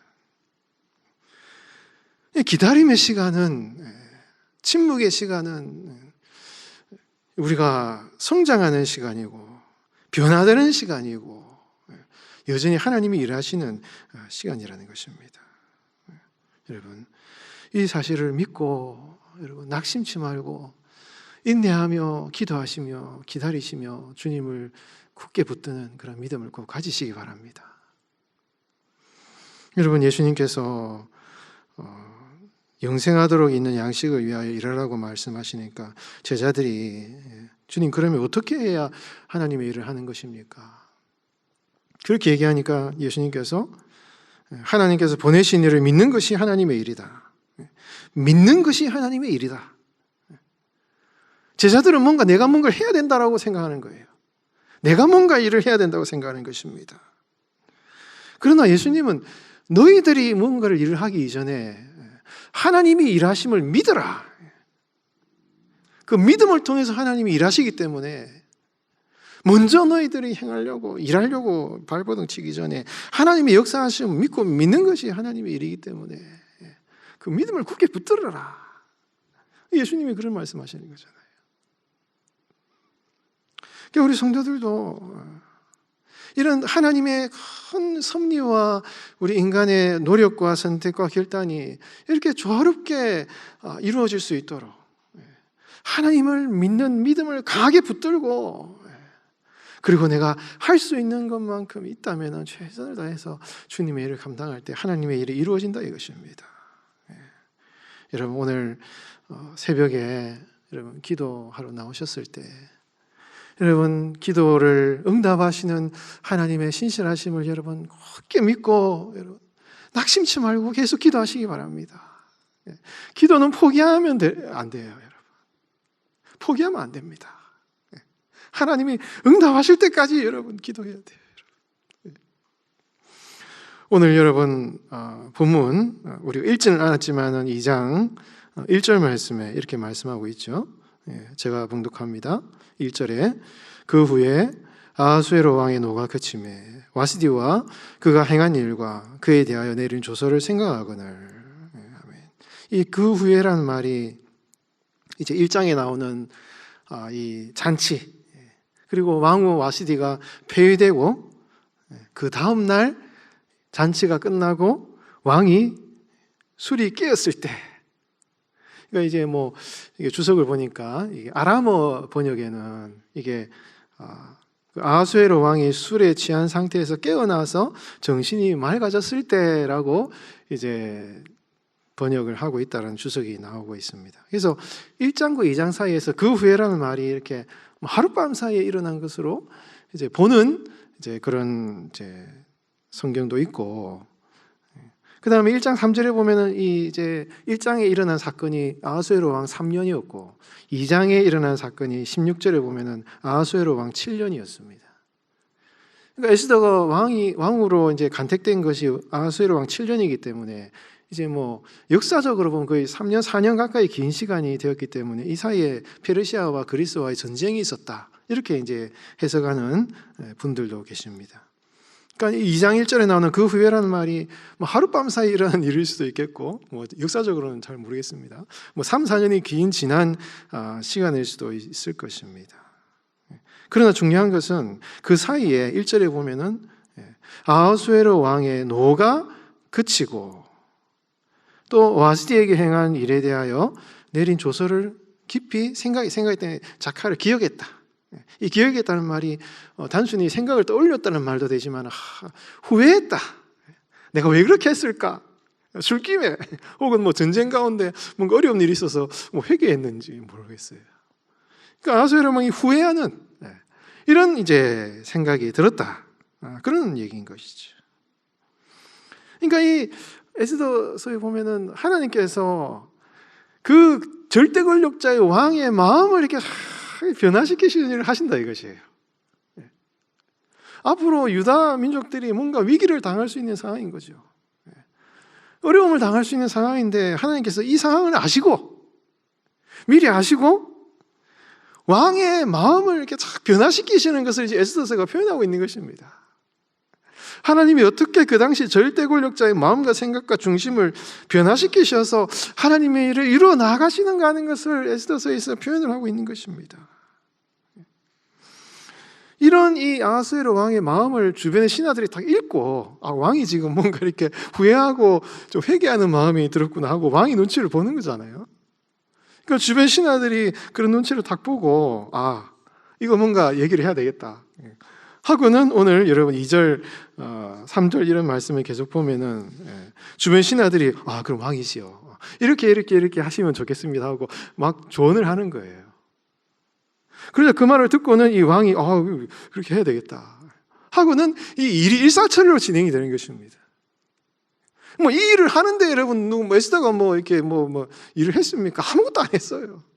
모르드게가 무슨 일을 했습니까? 아무것도 안 했습니다. 이거는 어떻게 할 수 없는 영역이에요.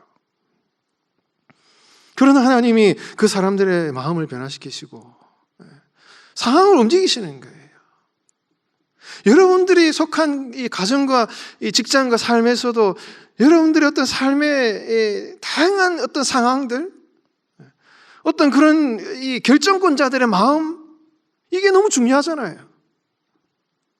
이런 사람들의 마음을 어떻게 움직여줘야 뭔가 일이 진행이 되는데, 뭐 이런 우크라이나 러시아 전쟁도 한 사람의 여러분 그 절대 권력자가 그 좀 마음을 좀 바꾸면은 이게 좀 뭔가 이렇게 일이 일어날 건데 자꾸 고집을 쥐고 전쟁을 하려고 그러고 그 한 사람의 마음 때문에 얼마나 많은 사람들이 죽고 나갑니까? 이게 참 불행한 것이고 참 어려운 것이잖아요.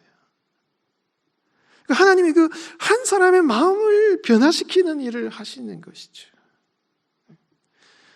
하나님 지금도 여러분들의 삶에 그런 일을 하고 계신다 이것입니다. 이게 하나님의 일하심이에요. 사람의 마음을 바꾸십니다. 생각을 바꾸셔요. 사람의 마음을 바꾸고 상황을 바꾸고 주변 사람들의 생각을 바꾸어 주심으로 여러분 하나님의 일하심이 여러분들의 삶에 내가 어떻게 할 수 없지만 그 삶의 영역에서 하나님이 지금도 계속 이렇게 일하고 계시는 하나님이 분명히 있다라는 것을 여러분 성경이 말씀하고 있는 것입니다. 동일하게 하나님은 지금도 여러분들의 삶에 그렇게 역사하셔요, 여러분. 이 사실을 꼭 믿으시기를 바랍니다. 이 하나님의 역사하심을, 일하심을 믿고 기도하시기를 바랍니다. 그걸 말씀하고 있는 것이죠. 근데 그것뿐만 아니라 오늘 본문의 2장 여러분 15절, 16절, 17절 말씀에 보면은 이러한 일이 일사천리로 진행되면서 그 다음에 이 모르드게 에스더가 왕 앞에 나아가잖아요. 근데 여러분 뭐라 얘기합니까? 15절에 보면은 에스더가 그 다른 이 후보자들의 어떤 뭐 화장하고 뭐 꾸미고 이런 거를 구하지 않아야 했으나 에스더의 모습이 어때요? 에스더의 모습이 모든 자에게 뭐 왕뿐만이 아니에요. 아하수에로 왕뿐만 아니라 주변 사람이 보기에 이 모르드게가 잘 에스더를 양육하고 이렇게 잘 믿음으로 키웠잖아요. 그러니까 에스더가 모습이요 굉장히 여러분 아름다워, 뭐 미스 월드 뭐 뺨칠 정도로 굉장히 아름다웠다 이것입니다. 그 뭔가 위기의 순간에 오기까지 기다림의 시간까지 인내의 시간 동안 여러분 하나님이 사람들의 마음을 움직이실 뿐만 아니라 에스더를 여러분 아름답게 참 아름답게 정말 누가 봐도 아름답게 에스더를 이렇게 참 이렇게 성장시켜 가지고 아름답게 참 만들어 가시는 거예요. 그래서 여러분 17절에 보면은 같이 한번 읽어볼게요. 17절 오늘 17절 시작. 왕이 모든 여자보다 에스더를 더 사랑함으로 그가 모든 처녀보다 왕 앞에 더 은총을 얻었다.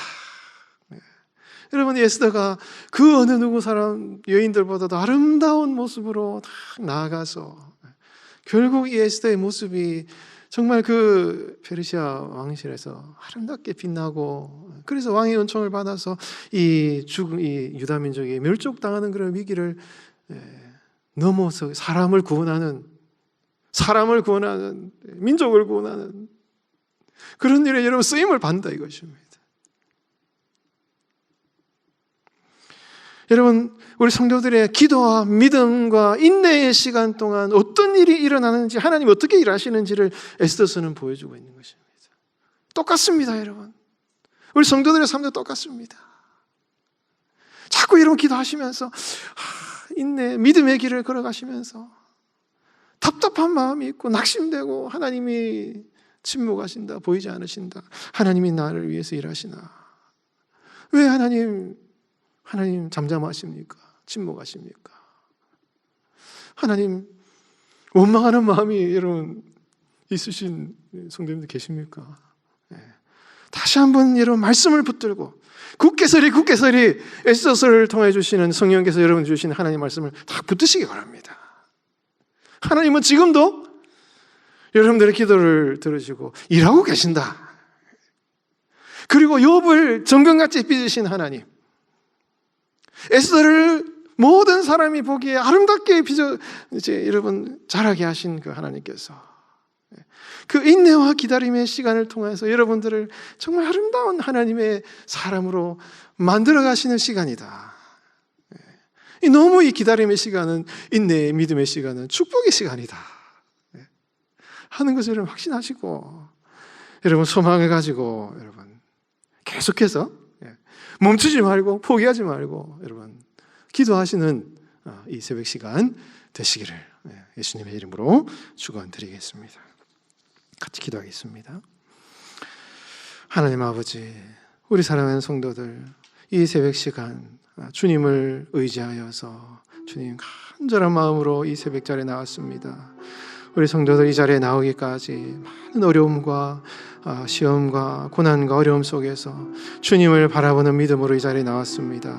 주여, 우리 성도들의 몸과 마음을 어루만져 주시고 다시 한번 보이지는 않으시지만 여전히 우리를 위해서 일하시고 우리를 정금같이 빚어가시며 어느 누가 보기에도 아름다운 에스더와 같은 그런 모습으로 우리를 주님 빚어주셔서 많은 영혼들을 구원하는 일에 사용하시는 그 하나님의 놀라우신 그 역사하심과 일하심을 주님 바라보며 낙심치 않고 더욱 주님을 붙들고 의지하는 우리 성도들의 삶이 되게 하여 주시옵소서.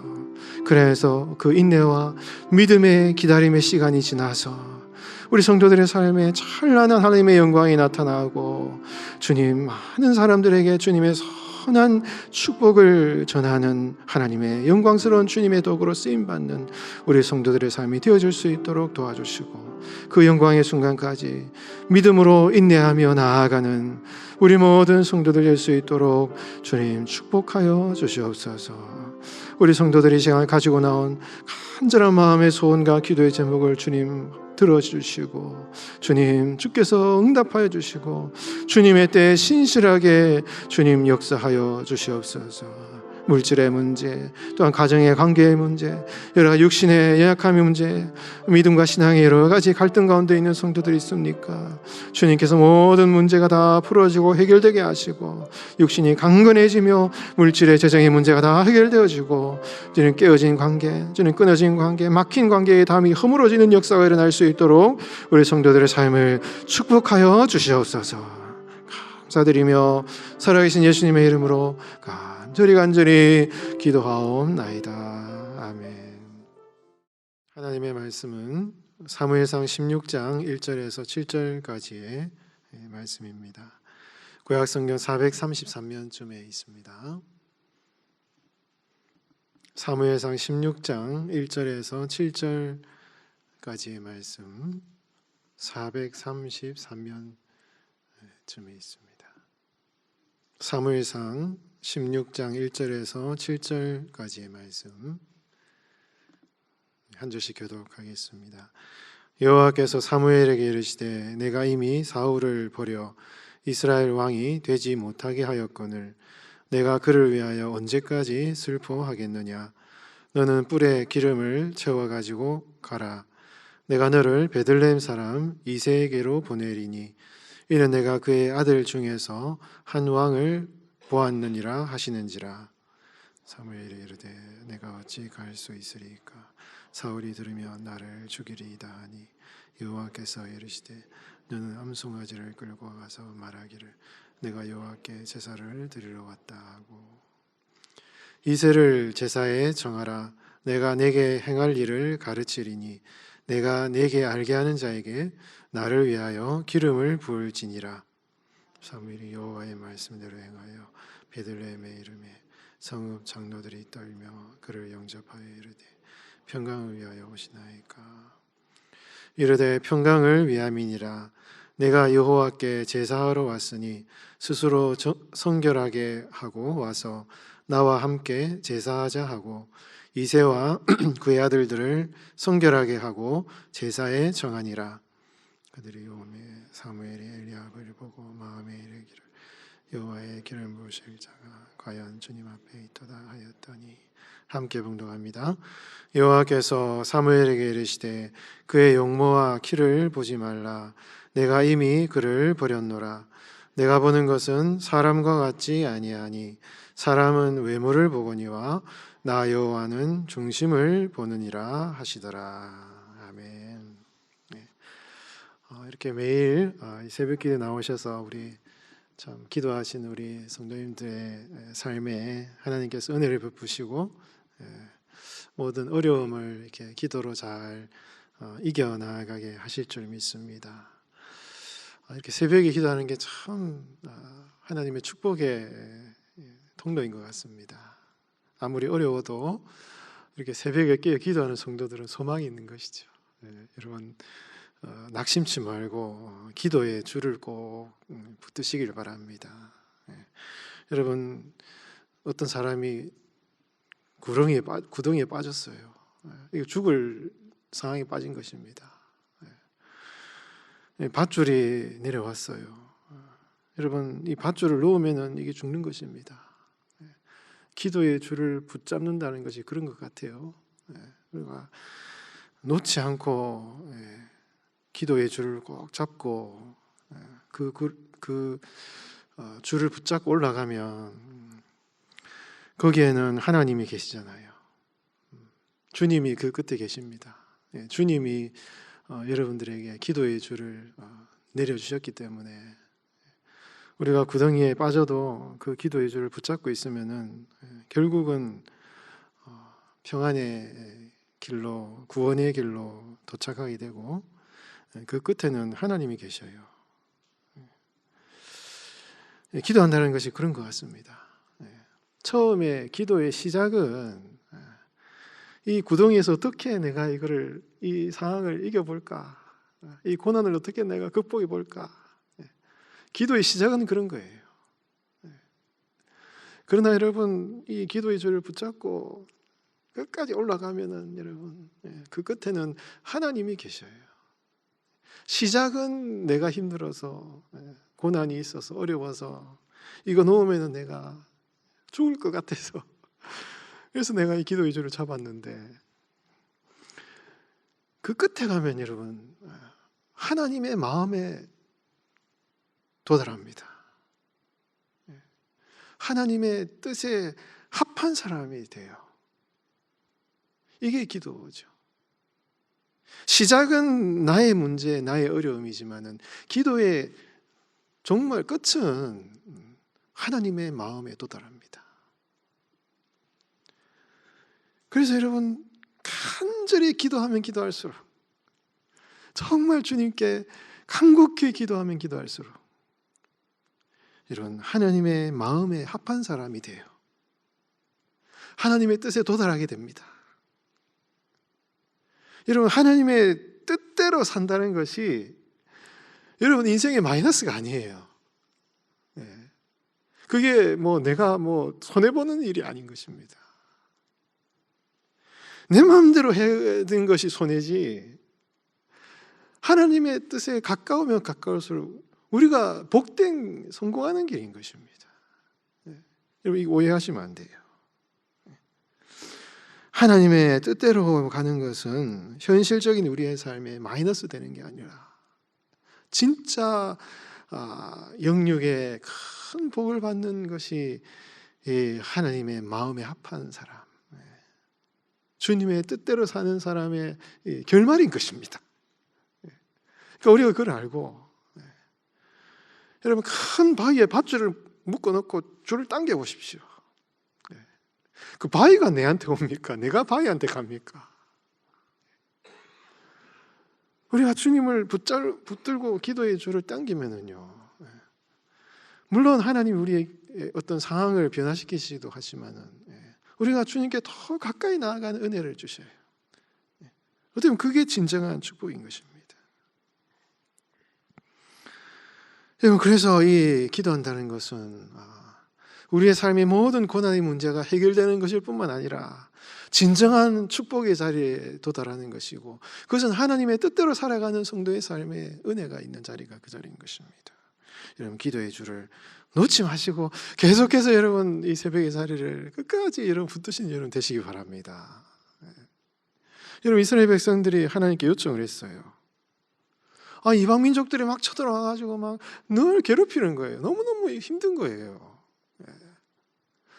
이 전쟁에서 이방 민족들이 싸우면서 이기려면은 저 다른 민족들은 왕을 세워가지고 막 똘똘 뭉쳐가지고 덤비니 어떻게 이길 수 있습니까?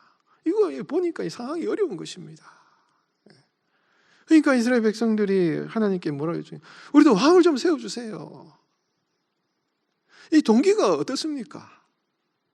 이 전쟁에서 이기려면 뭔가 살아야 되니까 하나님 왕을 좀 세워달라고 이스라엘 백성들이 요청하잖아요. 이 동기, 출발은 어떻게 좀 살아보려고 이스라엘 백성들이 하나님께 기도한 것입니다.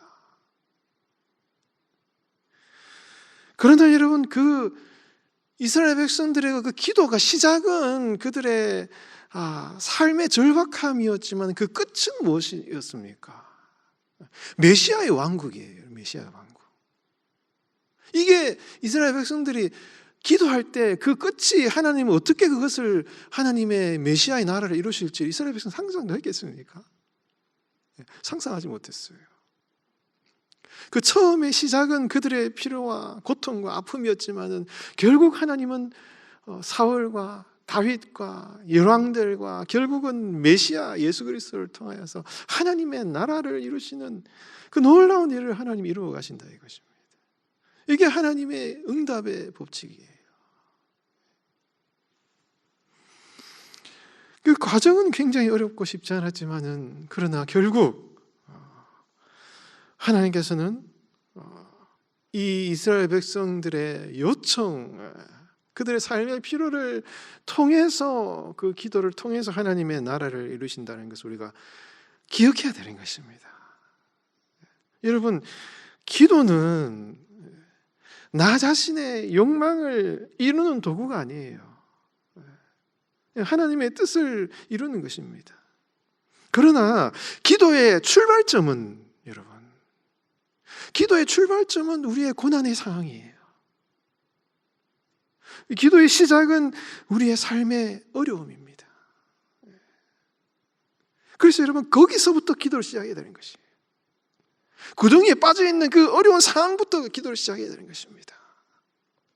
그래서 주님께 부르짖고 간구하며 나아가면 그 끝에 여러분 하나님의 영광이 이루어진다 이것이 하나님의 영광이. 그러니까 여러분 낙심하지 말고 계속해서 여러분 간절히 여러분 기도하시는 여러분이 되시기 바랍니다. 오늘 본문 1절에 보면 뭐라고 말씀합니까? 여호와께서 사무엘에게 이르시되 내가 이미 사울을 버려 이스라엘 왕이 되지 못하게 했거늘 내가 그를 위하여 언제까지 슬퍼하겠느냐. 사무엘이 굉장히 지금 슬퍼하면서 하나님께 기도하고 있어요. 여러분 이 슬퍼한다라는 말이 아발이라는 단어인데 이거는 여러분 성경에 뭐 자주 구약이 나오지만은 아주 이제 특징적인 게 여러분 야곱이 요셉이 이렇게 죽었다는 소식을 들었을 때 이 옷을 찢으면서 슬퍼하는 그 모습이 나오는데 그때 이 아발이라는 단어가 사용이 돼요. 그러니까 자주 나오지만 이 아주 전형적인 모습이 아발이라는 단어가 그런 모습인 것입니다. 너무너무 고통스럽고 힘들고 슬퍼서 옷을 찢으면서 기도하는 이 슬퍼하는 모습이 아발인데 여러분 사무엘이 여러분 사울을 향해서 그런 마음이 있었어요. 정말 기대하는 마음, 뭔가 될 것 같은 기대하는 마음을 가지고 있었어요. 사울이. 사무엘이 사울을 향한 그런 어떤 태도를 보면은 사무엘은 굉장히 이 사울을 향한 기대가 컸던 것 같아요. 그래서 이 사울이 불순종하는 모습을 보면서 사무엘이 굉장히 슬퍼합니다. 마치 자식이 죽었다는 소식을 듣는 것처럼 막 옷을 찢는 것 같은 그런 마음으로 사무엘이 하나님 앞에 엎드려서 이렇게 슬퍼하는 이런 모습을 볼 수 있는 것이죠. 근데 그렇게 슬퍼하는 이 사무엘의 기도하는 눈물을 흘리고 있는 그 사무엘의 그 모습을 하나님이 다 보시면서 사무엘아 언제까지 그렇게 슬퍼하고 있겠느냐. 사랑하는 나의 아들아 딸아 지금 그 너의 상황과 형편과 상황이 그렇게 가슴을 찢을 정도, 옷을 찢을 정도로 고통스럽고 힘든 그런 상황이 있는데 여러분 사무엘을 찾아가셔서 이제 일어나서 슬픔의 자리를 딛고 일어나서 내가 새 일을 행할 테니 기름불을 들고 가서 내가 택한 자를 너에게 보여줄 테니 다시 한번 일어서거라. 이게 여러분 하나님이 사무엘에게 주신 하나님의 메시지잖아요. 그 슬퍼하는 옷을 찢어 탄식하는 이 사무엘의 삶의 자리에 찾아오신 하나님께서 오늘 여러분들의 삶의 슬픔 가운데 아픔 가운데 찾아오신다 이것이에요. 여러분 찾아오셔서 사랑하는 나의 아들 딸 이제 다시 일어나서 내가 너에게 삶의 소망과 새 일을 행하실 것을 내가 보여줄 테니까 나의 뜻을 따라서 나의 말씀대로 순종하며 나의 뒤를 따르라.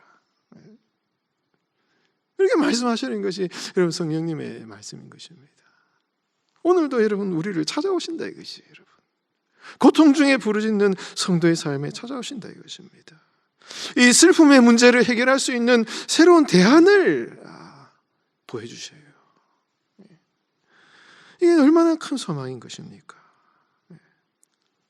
이 사무엘의 모습은 여러분 그의 모친 한나의 모습과 굉장히 오버랩이 됩니다.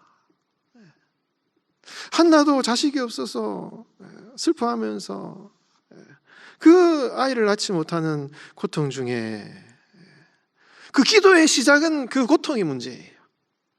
그렇게 출발했습니다. 그러나 기도하면 기도할수록 여러분 한나는 하나님의 뜻에 더 가까이 나아가면서 결국은 사무엘을 하나님께 드리고 그리고 여러분 이 사무엘을 하나님의 뜻대로 양육하여서 그 당시 여러분 이 위대한 사무엘이라는 선지자를 여러분 하나님께 드렸지 않습니까? 여러분 그 하나님의 말씀이 희귀하고 하전 이상이 흔히 보이지 않는 그 시대에 여러분 아무도 하나님을 찾지 않는 그 암울한 영적인 상황 가운데 자신의 아픔과 슬픔을 가슴에 품고 하나님 앞에 간절히 무릎 꿇어 기도했던 이 한나의 눈물의 그 슬픔을 통하여서 하나님이 그 어두운 시대에 하나님의 일을 이루시는 것을 볼 때 여러분 하나님이 어떻게 그분의 일을 행하시는지를 알 수 있는 것입니다. 여러분들의 삶의 인생의 슬픔의 문제, 아픔의 자리가 기도할 때 하나님의 영광을 나타내는 하나님의 영광의 자리로 변화시키시는 거예요. 여러분. 그 기도의 자리가 여러분 그런 능력의 자리가 되는 것입니다. 여러분 이 소망과 이 믿음을 가지고 여러분 더 간절히 주님을 붙잡고 기도하시는 여러분들 다 되시기 바랍니다. 그래서 기도가 소망이 되는 거예요. 여러분. 하나님의 뜻대로 나아갈수록 우리는 더 복을 받고 잘 되고 여러분 소망이 있는 것입니다. 여러분 그렇게 이 위대한 선지자 사무엘이 하나님의 뜻대로 여러분 이 하나님 말씀대로 그 이제 하나님이 세우실 자를 보기 위해서 이제 나아간 거예요. 그래서 이새의 집에 찾아갔습니다.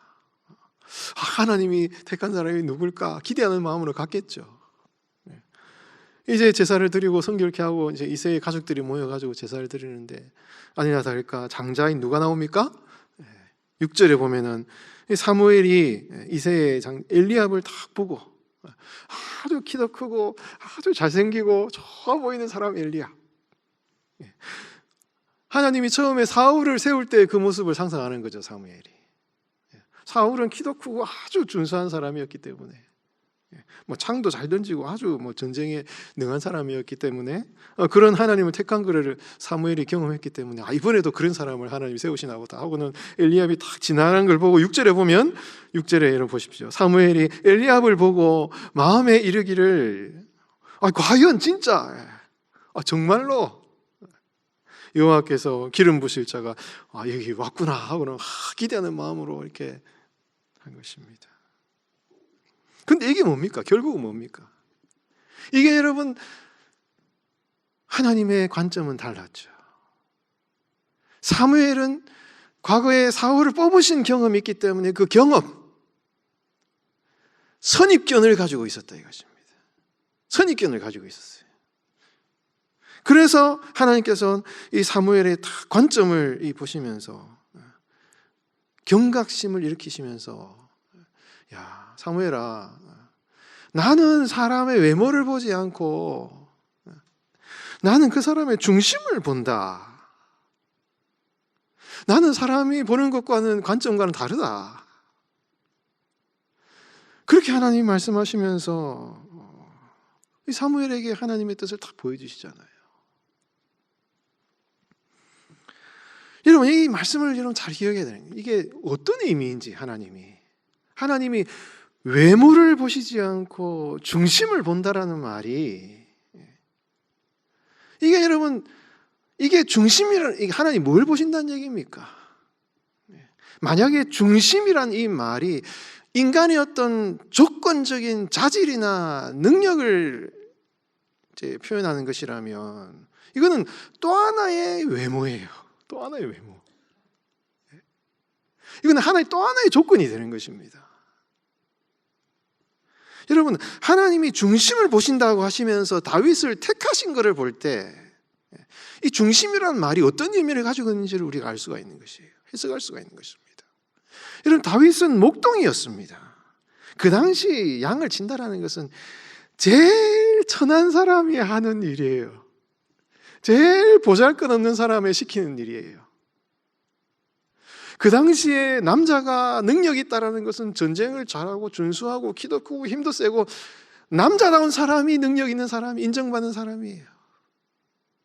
그러나 다윗이 왔을 때 다윗의 모습은 그런 거는 상관없는 사람이란 얘기입니다. 그 당시에 인정받는 사람의 자질과 능력이 아무것도 없다라는 얘기예요. 곱상하게 생겼다는 얘기예요. 전쟁하고는 상관없는 사람이다. 아무 능력도 없고 자질도 없고 사람들에게 멸시받고 천대받고 그 당시 사람들에게 전혀 인정받지 못하는 그런 모습이 다윗의 모습이었다 이것이. 다윗은 양을 치는 사람이었기, 목동이었기 때문에 다윗이 아는 건 딱 하나예요. 양들은 목자가 없으면 못 산다. 양들은 목자가 없으면 살아갈 수 없다. 이리한테 잡혀 먹힌다. 그 사실 하나만 아는 거예요, 여러분. 그러니까 여러분, 하나님이 왜 다윗을 뽑으셨냐? 하나님이 보신 중심이라는 것은 아무것도 없는 걸 말하는 거예요. 아무것도 없는 거. 왜? 하나님은 저 사람을 택하실 때 그 사람의 자질을 통해서 하나님이 사용하시면 그 사람이 영광받지만 그 사람이 아무 자질도 없는데 그 사람을 택해서 하나님의 영광을 나타내면 하나님이 영광받으시기 때문에. 그래서 하나님이 저 사람을 택할 때 아무것도 없는 사람을 택하는 거예요, 여러분. 바울이 고린도전서 1장에 보면은 이 세상에 멸시받는 것, 천한 것, 미련한 것들, 아무것도 없는 그런 이 세상의 천한 자들, 그런 것들을 택하여서 하나님의 영광과 자랑을 나타내게 하신다는 것이 고린도전서의 하나님 택하심의 하나님 택하심의 글을 설명을 하잖아요. 하나님은요, 하나님이 영광 받으시고 하나님만이 영광 받으시기 위해서 사람의 인간과 자질을 근거로 해서 사람을 택하지 않는다 이것입니다. 오직 하나님이 보시는 한 가지 중심이 있다면 그거는 저 사람이 하나님을 찾는지 안 찾는지, 저 사람이 하나님을 정말 하나님밖에는 없습니다. 마치 양이 목동의 어떤 그거에 의존해서 살아가는 것처럼 하나님 없으면 살 수 없습니다. 목자가 없으면 살 수 없습니다. 하나님밖에 내 삶에 소망이 없습니다. 이런 마음밖에 없는 거예요, 여러분. 중심이란 것이. 그러니까 이건 아무것도 없기 때문에 하나님만 바라보는 사람을 하나님이 찾으신다 이거예요, 여러분. 그게 여러분, 하나님은 외모를 보지 않으시고 그 중심을 본다라는 말에 이 상황을 볼 때 진정한 의미가 되는 것이고 성경 전체의 맥락의 의미가 된다라는 것입니다. 여러분, 하나님이 중심을 보셔요. 여러분들의 중심을 보십니다. 하나님을 찾는, 기도하는 성도. 그래서 하나님은 기도하는 성도를 택하셔서 기도하는 성도들을 통해서 일하신다 이거예요. 왜? 하나님이 영광 받으시기 위해서, 하나님이 높임을 받기 위해서. 여러분, 오직 나의 능력과 자질과 어떤 조건과 능력이 아니라 오직 하나님만이 내 삶의 소망이십니다라는 그 마음을 하나님이 귀하게 보셔요. 그래서 하나님은 기도하는 자를 통해서 주님의 일을 하신다 이것입니다. 사랑하는 성도 여러분, 오늘 이 기도하고 나오신 이 자리가 그렇게 하나님을 찾고 부르짖어서 여러분 하나님의 손에 정말 귀하게 쓰임받는 여러분들의 삶이 되시기를 바랍니다. 여러분, 기도야말로 여러분들의 삶에 하나님의 축복의 자리다. 내 삶의 문제가 해결될 뿐만 아니라 하나님의 뜻이 이루어지는 자리, 하나님의 영광이 나타나는 자리다 하는 것을 여러분 꼭 기억하시고, 기도의 줄을 꼭 놓지 마시고, 조금 여러분 피곤하고 힘들고 어려워도 새벽에 일어나시기가 육신이 좀 공고해도 여러분 그 순간에 여러분 그 잠자리를 박차고 일어나셔서 끝까지 여러분 기도의 자리를 지켜나가시기 바랍니다. 그렇게 견디다 인내하다 그럴 때 나아가다 보면 결국 여러분 하나님이 거하시는 하나님의 임재가 있는 그 영광에 충만한 자리에서 주님과 동행하는 정말 주님의 뜻에 합한 여러분들의 삶이 될 것입니다. 그래서 주님의 영광을 나타내는 그런 삶을 살아가시는 여러분들의 삶이 되시기를 주님의 이름으로 축원드리겠습니다. 기도하겠습니다. 하나님 아버지, 우리의 삶에도 한나와 같이 사무엘과 같이 눈물 흘려 옷을 찢으며 탄식하며 고통스러워하는 우리의 삶의 조건과 환경과 상황들이 있습니다. 주님, 우리가 그러한 삶의 아픔과 문제를 가지고 하나님 앞에 간절히 기도하며 부르짖을 때 결국 하나님이 우리의 삶의 문제도 해결해 주시고 정말 우리를 하나님의 뜻에 합한 사람으로 세워주셔서 주님의 영광을 나타내게 해주심을 우리에게 깨닫게 하시니 감사를 드립니다. 주님, 하나님께서는 외모를 보지 않으시고 그 사람의 중심을 보신다 말씀하셨습니다. 양이 목자가 없으면 살아갈 수 없는 것처럼 우리도 주님 없으면 안 됩니다라는 그런 마음으로 주님 앞에 나와서 주님께 기도하오니 주여 우리를 붙잡아 주시고 주님의 택하심 가운데 영광스러운 하나님의 나라의 일꾼으로 쓰임받는 우리 모두가 되게 하여 주시옵소서. 우리 사랑하는 성도들, 이 새벽에 여러 가지 삶의 아픔과 주님 삶의 기도의 제목을 가지고 이 자리에 나왔습니다. 육신적인 삶의 문제, 여러 가지 재정적인 어려움, 또 관계의 고통으로 인하여서 정말 주님 앞에 눈물을 흘릴 수밖에 없는 삶의 상황 속에서도 우리 하나님께서 기도 가운데 성령님의 충만한 위로하심과 평강이 임하게 하시고 이 새벽에 다시 한번 소망과 힘을 얻고 세상에 나아가는 오늘 하루를 능히 넉넉하게 이겨나갈 수 있는 우리 성도들 되어질 수 있도록 이 기도의 시간 성령께서 충만하게 임재하여 주시옵소서. 새롭게 하시고 치유하시고 막힌 담을 허물어 주시고 풍성한 것들로 채워 주시옵소서. 감사드리며 살아계신 예수님의 이름으로 간절히 기도하옵나이다. 아멘.